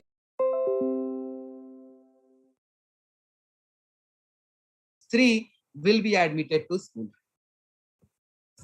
कोई safety नहीं है. No help. They have to start attending school. By 29-30, 4-year integrated and B.Ed will move to multidisciplinary college and universities. And by 2040, when the entire policy is operational, a comprehensive review will be taken care of, and post that if any modification is to be done, it can be done. Right now, since we have learned, I am not repeating this thing as this is the thing which I have already shared. Now, since we are quite aware of what is the part, what is NEP, we get to know what is Sri Aurobindo Society, we get to know ZII, we get to know what is NEP, its history, its journey, what is there in it for you, how it is going to transform the education system. Now we are into the third part, which talks about IPCT. IPCT stands for Innovative Pathshala Curriculum. So Innovative Pathshala Curriculum tool is actually the ideas, is actually the tool of ideas collected from you only. All the ideas which we collected during this ZII EI training programs, we have combined them and we have come out with an app called IPCT. In that app, we have created lesson plans based on latest pedagogies, based on the ideas provided by the teachers. So we have prepared a lesson plan, and these lessons, we have our site. You can always go and type in Google Play Store IP app. Innovative Pathshala, you type, you will find that app. There you will find that every subject, every chapter is there, with every chapter having 5 to 10 type of pedagogies, that you can teach a student by this pedagogy, you can teach student by this pedagogy or this pedagogy, and with the ideas given by you. If you start going through it, it will help you in implementing your NEP. So to implementing, it will be helping you for experiential, holistic, learner-centered, discussion-based, and flexible and integrated. These are the part of IPCT. Discovery oriented is obviously there, enjoyable is there. So these are the part of NEP, IPCT, which is going to help you in implementing IPCT, help in implementing NEP, National Education Policy, in your own states. But for that, dear respected teachers, we have to work on bringing these changes at our end. And for that, we need to understand all these things in detail. Right. Now to talk about government's role, government is planning to raise their GDP to 6%, from 4.5% to 6%, right, into the education system. So more fund means more development in education sector. And government is also planning to at least invest 20% of public expenditure in a 10-year period into education. So as I said, more of fund, that means more of what? More of development, and that means more of education learning. So now there won't be dearth of fund in in your education system. Now we have to take preparation. Now we have moved into fourth part, that is Oro Scholar. I'll just try to wrap it up here. Now, what is Oro Scholar? To say about Oro Scholar is a micro scholarship program for the student from class 1 till class 12. Here, every student will get an opportunity to earn 50 rupees. Every student can take quiz based on the subject they have selected. So suppose I have selected 5 subjects. So in a week, in a month, I will get 20 questions out of those 5 subjects. 20 quiz out of those 5 subjects. Per subject, 1 quiz per week. So 5 into 4, 20. And every quiz will have 2 retake. So suppose I didn't qualify for the first time, I can always opt for the second time. The quiz will be of 10 question in MCQ pattern, multiple choice question pattern. Time will be of 10 minutes. Now kids have to select the right option. If they score minimum 80%, they are eligible to earn 50 rupees. The kid is of class 1 or kid is of class 12. Every student have an opportunity of earning 1,000 rupees every month. Right?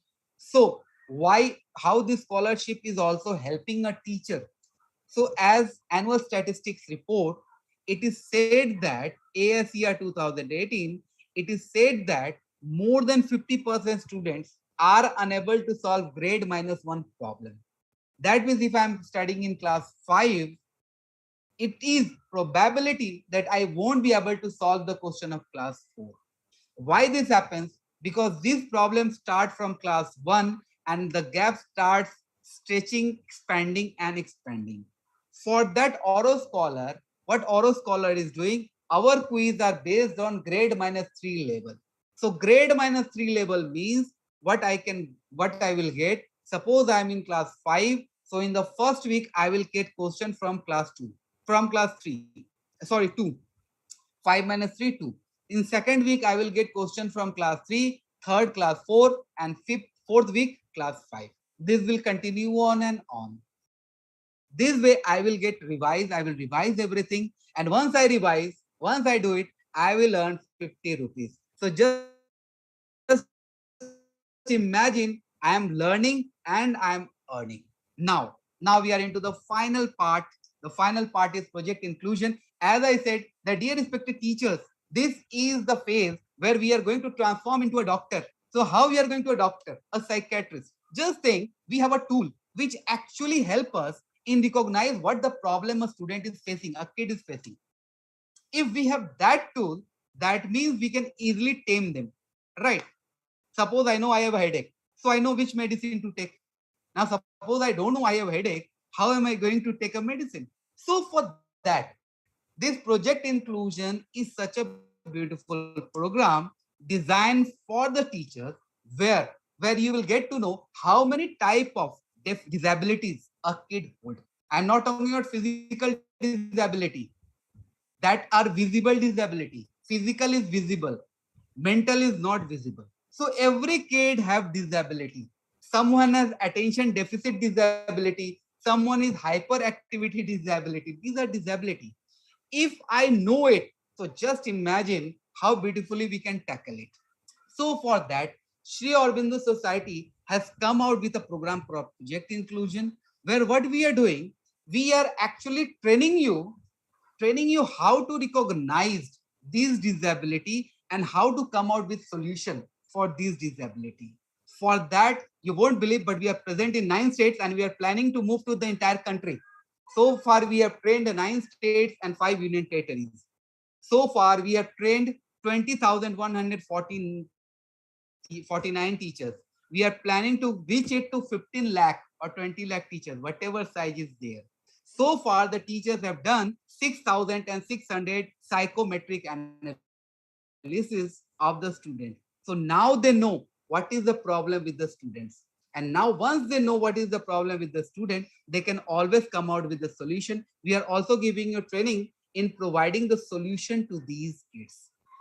Right. So for that, if you wish to attend the project inclusion training, I'll always request you that always get in touch with us, with the district coordinator, and always ask a copy of the project inclusion and get to know what is it. It's a high time. We should now get prepared for national education policy, become a new age teacher. Now, as I can see, respected Ashok sir is there. As in the very starting, Shikha ma'am see that sir is our guide, is our mentor, is always there to support us, help us. So now with immense respect, I would welcome respected Ashok sir to give his closing speech. Sir, over to you. Namaskar. पुनः एक बार नमस्कार.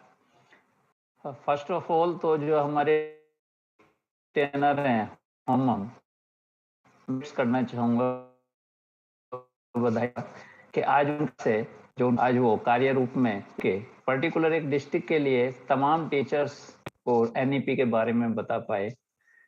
Secondly, जो हमारे master trainer हैं रजनीश पांडे,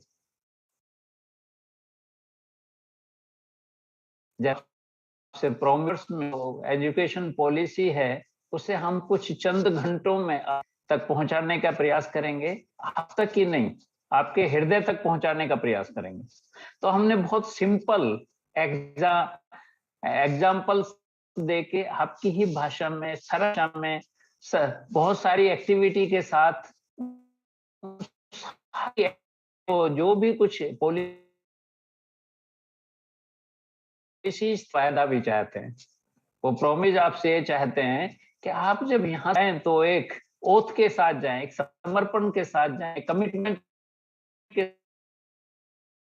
साथ जाएं कि हम इसे इम्प्लीमेंट करें। अगर आप इम्प्लीमेंट करेंगे तभी श्री अरविंदो सोसाइटी सफलता इसी बात में, उसकी सक्सेस इसी बात में है कि वो इम्प्लीमेंट हो। इसलिए ये कमिटमेंट हम आपसे भी चाहते हैं कि आज आपने जो कुछ सीखा है, जो कुछ आपको बताया गया है, उसे आप अपने स्कूल में इम्प्लीमेंट करें। उन करोड़ों बच्चों की आशाओं को जो रोटी के लिए संघर्ष करते हैं, शिक्षा चाहते हैं, वो भी चाहते हैं कि भारत के विकास में हमारी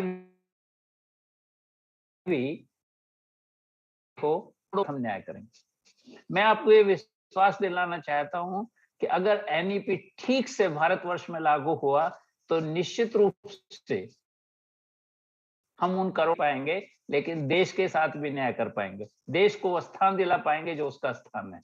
इसलिए तमाम जो भी गुरुजन हैं, जो भी एजुकेशन ऑफिसर्स हैं, उनसे सबसे मैं ये आशा चाहता हूं कि आप इस कमिटमेंट के साथ यहाँ से जाएं कि हम इसे इम्प्लीमेंट करें। अंत में मैं उन तमाम एजुकेशन को स्वीकार किया और आज हमें शिक्षकों से मिलने का मौका दिया। मैं हृदय से उनका धन्यवाद करना चाहूंगा, मैं उनसे हृदय से थैंक्स करना चाहूंगा और मैं ये आश्वासन देना चाहता हूं कि हमारे जितने भी हैं, जैसा कि अभी रजनीश पांडे ने बताया, प्रोजेक्ट इंक्लूजन है, ओरो स्कॉलरशिप है, ZII है, इनोवेटिव पाठशाला है, किसी का भी अगर वो डिस्ट्रिक्ट वाइज हमें निर्देश और आदेश करेंगे, इंस्ट्रक्शन देंगे, तो हम उनके इंस्ट्रक्शन का वेलकम करते हुए उसका निश्चित अरेंजमेंट करेंगे कि उन्हें डिस्ट्रिक्ट लेवल पे हम अपने किसी भी प्रोजेक्ट को डिलीवर करने के लिए तैयार। और मैं आशा रखता हूं कि ये मौका फिर हमें मिलेगा शिक्षकों के साथ, आपके एजुकेशन ऑफिसर्स के साथ। अंत में मैं यही कहना चाहूंगा, शिक्षक रूप से अगर भारतवर्ष में क्रांति हुई तो वो शिक्षक ही ला सकता है। शिक्षक ही भारत को शिक्षा की क्रांति के द्वारा क्रांतिमान बना सकता है, क्योंकि मेरा ये मानना है, श्री अरविंदो सोसाइटी का ये मानना है कि तमाम क्रांतियों का जो आधार है, जो बेस है, वो शिक्षा की क्रांति, और शिक्षा की क्रांति केवल शिक्षक ही कर सकता है, एजुकेशन ऑफिसर, शिक्षा अधिकारी कर सकते हैं। अतः इस निवेदन के साथ, इस आशा के साथ कि हम सब मिलकर नई शिक्षा नीति को बेहतर तरह से इम्प्लीमेंट करेंगे और भारत को वो स्थान दिलाएंगे जो उसका स्थान है विश्व गुरु की आशा, ऐसी अपेक्षा के साथ मैं विदा चाहूंगा और पुनः एक बार आप सभी का बहुत बहुत धन्यवाद, बहुत बहुत आभार। Thank you very much sir, आपकी अच्छी मानी बातों के लिए। और now I can see S Hangsing sir is there since starting. Sir S Hangsing sir हमारे साथ जुड़े हुए हैं शुरू से ही। So I would request Hansing sir to please sir share your closing speech, sir. As respected Ashok sir said, sir, please sir. Sir, you can unmute yourself, sir. Yeah, sir. Yeah. Sir, so much for the wonderful letters and speech. इसके लिए बहुत शुक्रिया।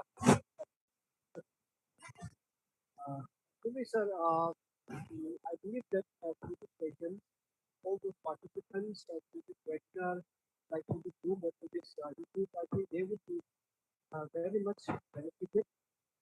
And obviously, there might be some problem to get it implemented in everything like your digital learning.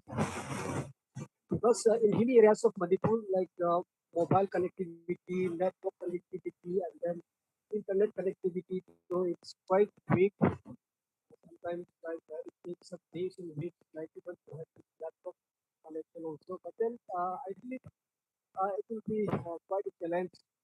Like it will depend on the time. Thank you so much, sir. Once again, we may get bless each of the team of this Aurobindo Society, and let's hope, sir, we'll meet again in future. Thank you so much. Thank you very much, sir. Thank you very much, sir, for your kind words, sir. Thank you very much. Now, I would like to thank every respected teachers for your kind participation and for giving me immense energy in speaking for these 3 years, sir. And in fact, it was a great session. Now I would only say that let's end this session, have a great lunch, have a great rest, and prepare with new energy for tomorrow. Thank you very much. Namaskar, Jai Hind, Jai Bharat. Namaskar.